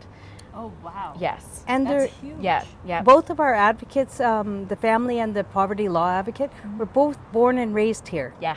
That's amazing. It's so people the community already recognizes too. Yes. Yeah, and families that they know, and exactly, and people that they trust, and now they're seeing too that she can do this. Maybe this is something that I can do. And Amanda's really great for that. She's an incredible mentor and role model. I would love to go a little bit deeper into each of the programs because you listed them off, but I'd love to talk especially about the kind of legal services that you provide and how you support people in that way. Can you give me a bit more detail about how that program works? So our poverty law advocate works with people trying to get their disability, their housing, Yeah, I she think she will advocate and help with everything, like filling out forms for persons with disability. She will help if people are having issues as tenants, like with Tenancy Act. With the Tenancy Act. Yeah. She Homeless. yeah, she does.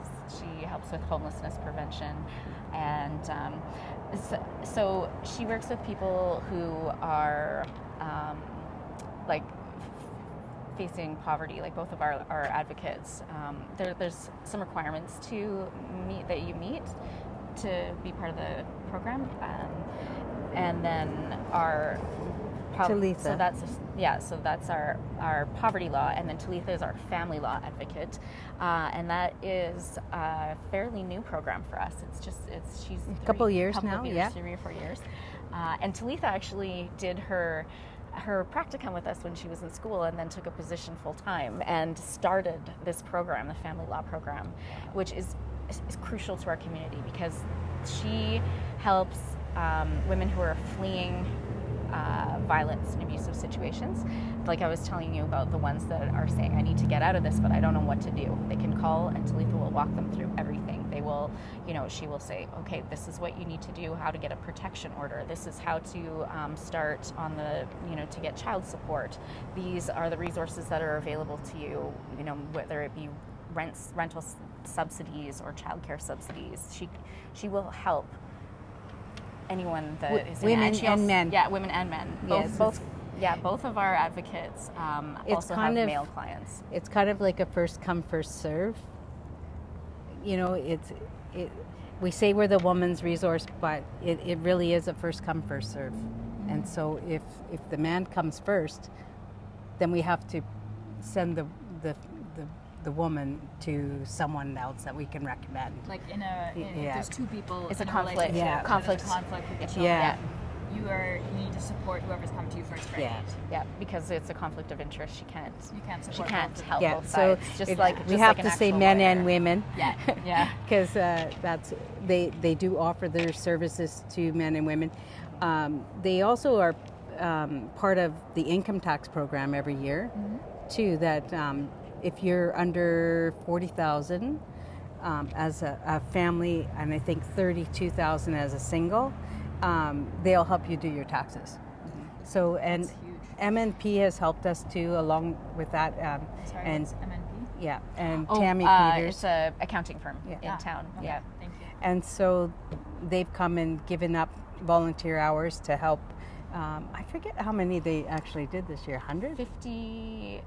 52. Tammy herself did 52. And then we have a day where MNP, the accounting firm, comes. I can't remember what the numbers were, but I think it was close to 100 people they did. Yeah, that's amazing. Yeah, in the office, and because not having your taxes done is a barrier for everything. If you're trying to any government support yeah. or funding. Yeah. So, and that's where Melody comes in too. Like if you're having troubles accessing all of these, she's going to help you. If you're having troubles, accessing your child support, then Talitha will come in. And they do. Melody's the other lawyer that Yeah, works it's full-time. poverty law. They're actually not. Yeah, they're not lawyers. They're advocates. Okay. Yeah. Advocates. And then they actually work under Collison Zunert. One of the lawyers there supervises. Okay. So that works really well. And then, of course, they have the access of BC Law Foundation to help them too. It's incredible. Yeah. It's Amazing amazing program. They have advocates all over BC actually. Yeah.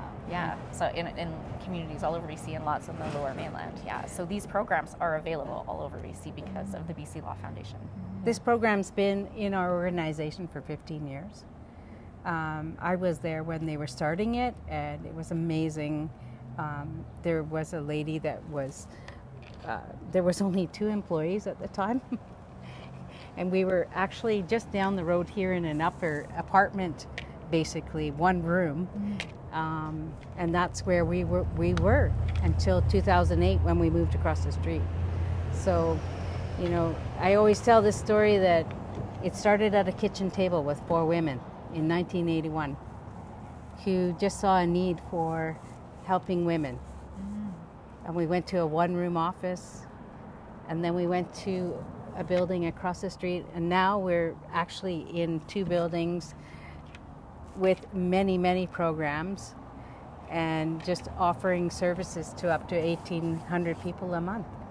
So Amazing. it is amazing. The growth has been unbelievable, but it comes with Fort St. John, the growth of Fort St. John, the transition town that it is. And the need just got bigger, and we were lucky and able to grow with it. I just hope that we can continue to grow. Yeah. In terms Yeah. of support.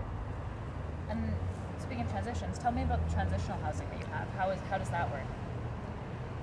So it's Sky's Place was started 25 years ago, I was saying earlier, and women with children fleeing an abusive situation can come to us, and we will house them for up to 2 years. We offer counseling. We offer a program to help them get control of their life again, so that when they are leaving, that they may have a job, they may have a therapist, they have counseling for their children. You know, we set all this up so that they can start to depend on themselves, get courage, get pride, get everything back into their life that they had before that relationship, and that they're leaving and they know that they will always have our support. In Fort St. John, there is a home Meope house. That's a 6-week program. You can go in there, emergency situation. Yeah, that's the crisis housing. Yeah. And then that's the they'll Community Bridge, yeah. another organization in town. They'll send them to us, and then we have actually people that come and apply to get into there. It's 12 units. Because we're not crisis Yeah. housing. Yeah. So if you're packing your bags and leaving in the middle of the night, you're going to Meope House. Now we have done it. Yeah. We have done it. I can tell you that we have done it. A woman with 7 children from Saskatchewan in the middle of the night. They just arrived here. We got the phone call and we housed them. Wow. But So technically ours it's is the local. the longer term. Yeah. Ours is the longer term, like 2 years. Yeah. And the rent is income based. So it's, I mean, if you don't have an income or you have a very low income, then you pay a much lower rent at Sky's Place, so that they don't have that burden when they're trying to, get back on their feet after fleeing. You're an hoping abusive the relationship. transition goes from, if you did start in Meope, you would come to Sky's Place, and then from Sky's Place, we would try to get you into low-income housing, and it's kind of just a gradual thing to get you back on your feet, get you confident, and that's why I say technology there will be so great for someone to be able to, while the kids are playing, be able to be on the computer and upgrade their high school, get a, some kind of, even if it's a flaggers course or if it's something, Yeah. it's just, Yeah, exactly. Yeah. I could tell you a story of a lady that I helped move in with 2 children, and we found beds and a TV and an old Nintendo game for the boys, and I was standing in the bank when all of a sudden this woman was screaming my name. And I turned around and I looked, and it was her, and she had her first check from her very first job in her entire life. And she was screaming, "I got paid." And we're crying in the bank. Yeah, of course. It was $412, I believe. But we were both crying, and that's what you want. Like, Yeah. that's right there is the pride, and that I'm okay by myself. Yes. I'm okay by myself. I can do this. And that's the joy of Sky's Place. There's 2-bedroom units. We have accessible too. We have 4 units that are accessible. And then we also have 3-bedroom and 4-bedroom. And right now we're working on renovating each one slowly. As soon as one moves out, we got about a little window here. How long's the little window? Well, day? 60 no, 3 weeks? we're going to have about probably a month here, and this is how quick the board has to be now. Is a call comes in, we need approval to do this unit. The woman has moved out, so then it's an And email. we usually have a wait list. It's of an the next email. people that are ready to get in. Yep. Come on, we need approval. Everybody approves. we approve comes them. back. Yeah. The work starts. Yeah. And this hasn't been forever. This has just been the last year or so that they've been trying to renovate them all and bring them up to more of 2023. Yeah, because these buildings, it's been the same housing Yeah. and buildings since 25 years ago, right? Yes. Yeah. And like I say, you know, we've actually put in a new playground for the kids. Yeah. I was gonna say there's a playground and And- garden beds. Yeah, garden beds. Yeah. They're learning how to have a little community garden there. And we have the amenities room where they can meet and Yes, which is now housing our supervisor there, and she's a qualified social worker, and she's working with the moms and the kids, and it's such a she's starting to do Yeah. she's starting to do play therapy with the children who have been through this trauma of experiencing abusive relationships and stuff. Like, it's so cool what we're working on. And at again, this place. it's How- the youth. Yeah, and how busy is it? How often is that need? Well, it's There's always 12 full. units, and it's Yeah, always full. It's always full, and we usually have a wait list. And we also have a program where if we do have an emergency situation, we can put a mom and children up into a hotel for a few days and figure out what, because we have worked with Dawson Creek too, to see how their transition housings are. And so you call everyone you know. Yeah. And you work and we know women's resources have taken a hit over the last few years. Chetwynd's closed down theirs. I know of Golden There's has not one. many women's resource There's, societies left in the province. Yeah. So for us to be here for 40 years, it is spectacular. You know, if And bigger you, and busier than ever. Oh, yeah. It's just, if you're in town and someone hasn't told you about the Women's Resource Society yet, it's amazing now because we are word of the street more than we ever have been. I mean, if you know people that have been abused in the 70s, it was not talked about. You did not talk about it. You did not speak of abuse or what happened in the home. And here we are now, it's front page news. People are talking about it in Facebook, media. It's all been brought forward and it's not a shame. Yeah, exactly. No We're more. working The to reduce shame the is shame trying to and the take and away. the stigma that comes Yeah. with it. Yeah. For the victims. For the Yes. victims, Yes. yes. And putting the power back in their hands Yeah. that you didn't do this. This was done to you. This wasn't your fault. Yeah, and also And- like, you don't have to live like this. Yeah. You know, you don't have to live in a situation where you're being abused, whether it's financially, physically, emotionally, mentally. You know, we work to empower the people who have been kind of like held down in these situations, and we're like, hey, we're here, we can help you, we have resources, you can do this, you can make it happen. We work to empower them and for them to take their power back after they've been in these brutal situations. I'm just amazed that we made it through COVID and that we thrived and that our community backed us and our government backed us in a lot of ways. Yeah, And we got a lot of emergency we funds, did, like funding and through COVID so- because COVID was really hard. You know, when people are put into financial hardship, violence increases because people, you know, are stressed out and they're taking it out sometimes on the ones they're supposed to be taking care of and loved ones, and we saw a lot of people in crisis, and you know, also Yes. the opioid crisis. We have a lot of clients who have, you know, we have clients who have addiction issues, and we have a lot of clients that have faced a lot of trauma, right? Where there's the domestic violence, there's missing, murdered Indigenous women. We help a lot of people who have experienced loss of family members, who have missing family members. We have clients who are survivors of residential schools. You know, so we've got a lot of people with a lot of trauma, and we're working to help them process it, take their power back, and and That's it. That's what we're doing. We're giving power back. yeah. Yeah, and it's amazing. It's such good work that society's doing, and just looking forward. Like, obviously, the ideal would be 5, 10.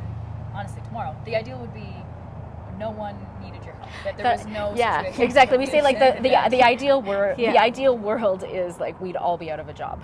Yeah. Yeah. But if that doesn't happen, where does the society hope to go next? Where is that growth that you're talking about hoping to go? Oh man, Well, exactly. we love to dream. Yeah. The talk was when we got these 2 buildings was we're going to take the block. It would be something to keep growing and offering, actually a home right near us so that you could put people in there and have health services right under them. We've talked about technology. I mean, technology is everything, right? Yeah, being able to provide more health services to people, working with Northern Health, maybe more housing would be great. Crisis housing. There's always the need for more. And really, what we're doing with the programming at Sky's Place is really exciting. Being able to work with the women and their kids, and help them process trauma, and help them learn life skills like budgeting, or meal planning, or how to grocery shop on a budget, like we could all use right now. Yeah, the life skills they didn't teach us in high school. Exactly, Right? exactly, Yeah, right, so exactly. Yeah. I think the worst thing that we're facing too is finding the staff. Yeah. Yeah. Finding that staff that is qualified to be in our organization, and then also having the empathy and the non-judgment, and to be able to work there. Everyone that's working in our office is educated, and it's amazing that they're from Fort St. John, come back to Fort St. John. That's the best story ever, because they're back here, giving back. Yeah. And Giving back to their their community. community. Yeah. Yeah, exactly. And I think it says a lot about our organization too, in that they want to continue to be part of it, right? Like doing their practicum and then saying, Yeah. yes, I want to take a full-time position there. I want to help start this program there. It's exciting, and we want to be able to provide these opportunities for growth as well for our employees, and be able to, say, okay, maybe you're in this position, and then you can work up to being a program coordinator, and then, you can one day be the executive director of our organization. We want to grow leaders in this community who are, our staff, they all stand out as people who are leaders and people who are advocates and activists, and these are the kind of people that we want to attract, and we get so fired up about it. Well, we do and our laugh. our board of directors too. Yeah, right? we do laugh because we've never had, like, when we got our first receptionist was only... Oh, it was so exciting. Finally have a because- receptionist. We've never had a receptionist. It's always been our staff running, like the girls that are doing all the work, and they're running and answering phones. And then they'd have to pick up the phone and be like, hey, I know you're in crisis here. Just hold on a second. It doesn't Hi, have how can I sound help simple. It just sounds so simple, but we really couldn't afford it. Yeah, it's all been about getting the funding for it, right? Because you can it's easier to get funding for a program, right? If you're like, I've got this great program, here it is, I'm going to serve this many people, and I can check off these boxes. Then it's easier to get funding for that than to say, what I really need is money to keep the lights on in the building. It's a lot harder to get funding for something like that, which is crazy. Like Well, that core funding. Well, one of our Yeah. goals is to work on, being able to have consistent core funding for our organization, so that we don't have to keep clawing for it. So that Amanda doesn't have to, always have her head down on these funding applications. We want to work with the community. We want to work with organizations and and corporations in our community who would like to do yearly donations that can help us ensure that we will be around for the next 10 Even years, when we're 20 not years, there. 50 years. Yeah. So, Yeah. so planning for, even if people want to leave money to the Women's Center in their wills. Like, yeah. so we Bereavement. we would Yeah. like to eventually hire, more staff that can work on these things like long-term funding and gifts, and so have somebody that could like specifically focus on that, instead of having all the staff be like, okay, we got this fundraiser coming, like who can come out on Saturday, Wow. So actually to be able to have a staff member that could be their job. That's one of our goals for sure. And a program coordinator, so that Amanda, our executive director, can work on the higher level things in our organization. And so we could have somebody that was overseeing the programs. So these are goals that we have now that we have actual space for more employees. And those are some things we see as we grow as an organization. Yeah. Yeah. Just to be able to offer more. Yeah. And increase our programming. Yeah, that's amazing. And what is in the immediate future? Like, what programs do you have coming up in the next little while that you're excited about? It's the summer. Yeah, it's Food drive, food drive, food Yeah, drive, yeah. food drive, food drive. Yep, and we have a new outreach coordinator who is Lily. implementing. So we've got food drives coming. We've got the new programming at Sky's Place that Wendy is bringing, working with the moms and the kids with the play therapy and stuff. That is really new, so excited about that. We turn the corner and we get into Christmas season, and we have Christmas hampers that we do for clients. Sometimes we do like 100. It's about 100 now. Hampers for families in the community. We have a day where they can come and they go in the back and they have a Christmas table set up, and so the mom can wrap the gift, and then sometimes we've had Santa there, but a grandparent too, because people don't realize how many kids are in the care of their grandparents. So the grandparents are coming in and giving gifts too. We have the food drive all summer long so that we can make it through the winter. Because the winter, it seems to be a little less. People are not out and about. I mean, it's 40 below here, and people aren't coming to. Yeah.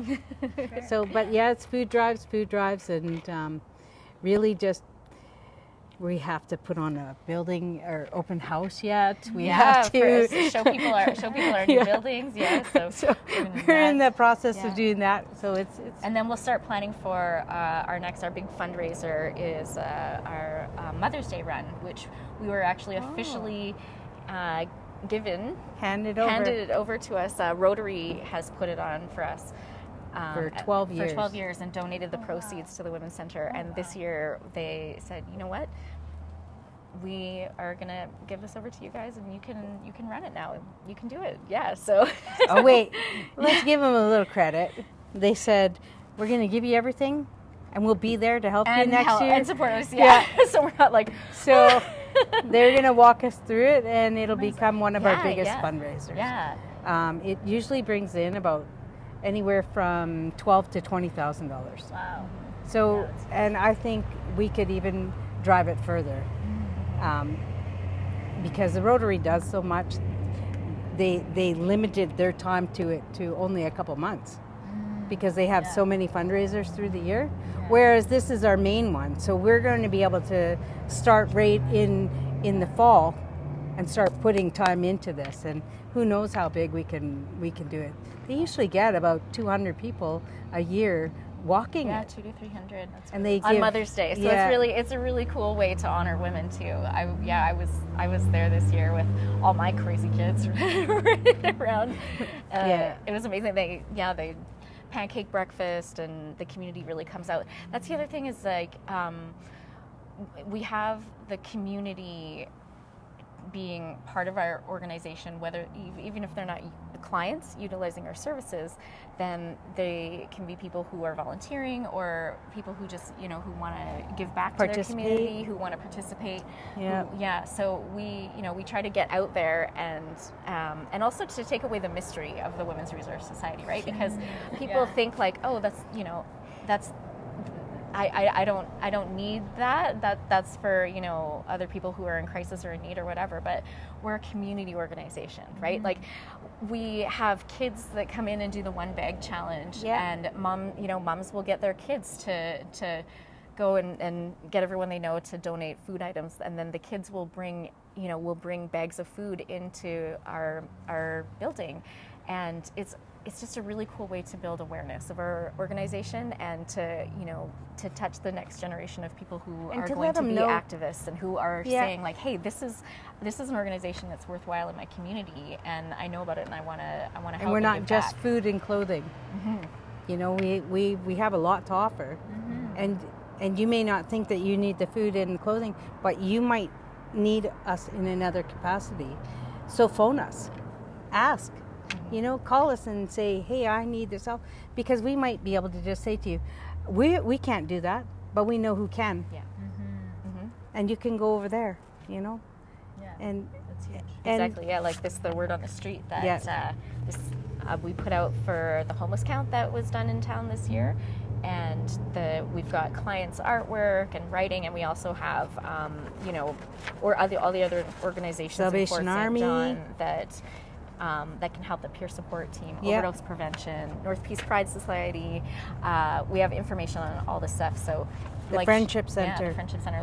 There's a lot of organizations in town that people don't even realize are available to them, that they're not utilizing, that they could. Yeah. And they think just that. I'm not homeless. I'm not. Or I'm not poverty. A woman who's fleeing violence. And it's like, well, that's not all that we serve, right? It's not just this narrow focus. We serve tons of different people from all walks of life in our community, and in a non-judgmental way and environment. Like it's hopefully they'll come and decide they want to work with us too. Yeah. Volunteers. That's amazing. Well, oh my goodness, there's so much to There's talk too about. much. I said, We could talk for hours. Yeah, and reasonably so. Like it's remarkable work, and it touches so many different people in different places in the community. So really commend you too on the work you're doing in the society in general. Thank you for shining a light on us. Really, We always want to get out and tell people this is who we are and what we do, and so thank you for helping us do that. And that it can be a happy conversation. It is not all doom and gloom, and maybe we can change your outlook on what you're perceiving when you look through the community, and maybe give you a little empathy as to certain walks of life have a harder time than, and we should be lucky with our lives being a home, food, family, health. Hugely. Lucky that we are so lucky to be able to have it. Yeah, completely. Yeah. Well, thank you too. I know we kind of like, whoo! No, It's a lot to digest. It was amazing, and there's just so much to talk about. I wish we could keep talking for hours. Yeah. But I don't want to take up your full day, and But if anyone needs more information, they could go to our website or our Facebook page. Yes, please sign up to our Facebook page. Fort It's St. John Women's Resource Society. Yeah, FSJWRS on Facebook and our website, and we can take donations on our website. Yes, we have PayPal. PayPal. Yes, PayPal on our website. Yeah. And we're always looking for food donations. We have people can contact us to bring them in or to get a list of most needed items, that kind of stuff. So, yeah, we're out there. Yeah. We're getting out there. amazing. I don't think we've joined Instagram yet, have we? Oh, Sherry. I know, right? And thank you, everybody, for watching. Thank you to Brian and Cindy at Toledo for hosting us here so we can leave the Women's Resource Center in peace for the day, the Women's Resource Society. But thank you all, and Thank you so much for having us. Exciting. Oh, it's been an honor. Yeah, Great. join me in waving goodbye to everybody. Thanks for watching.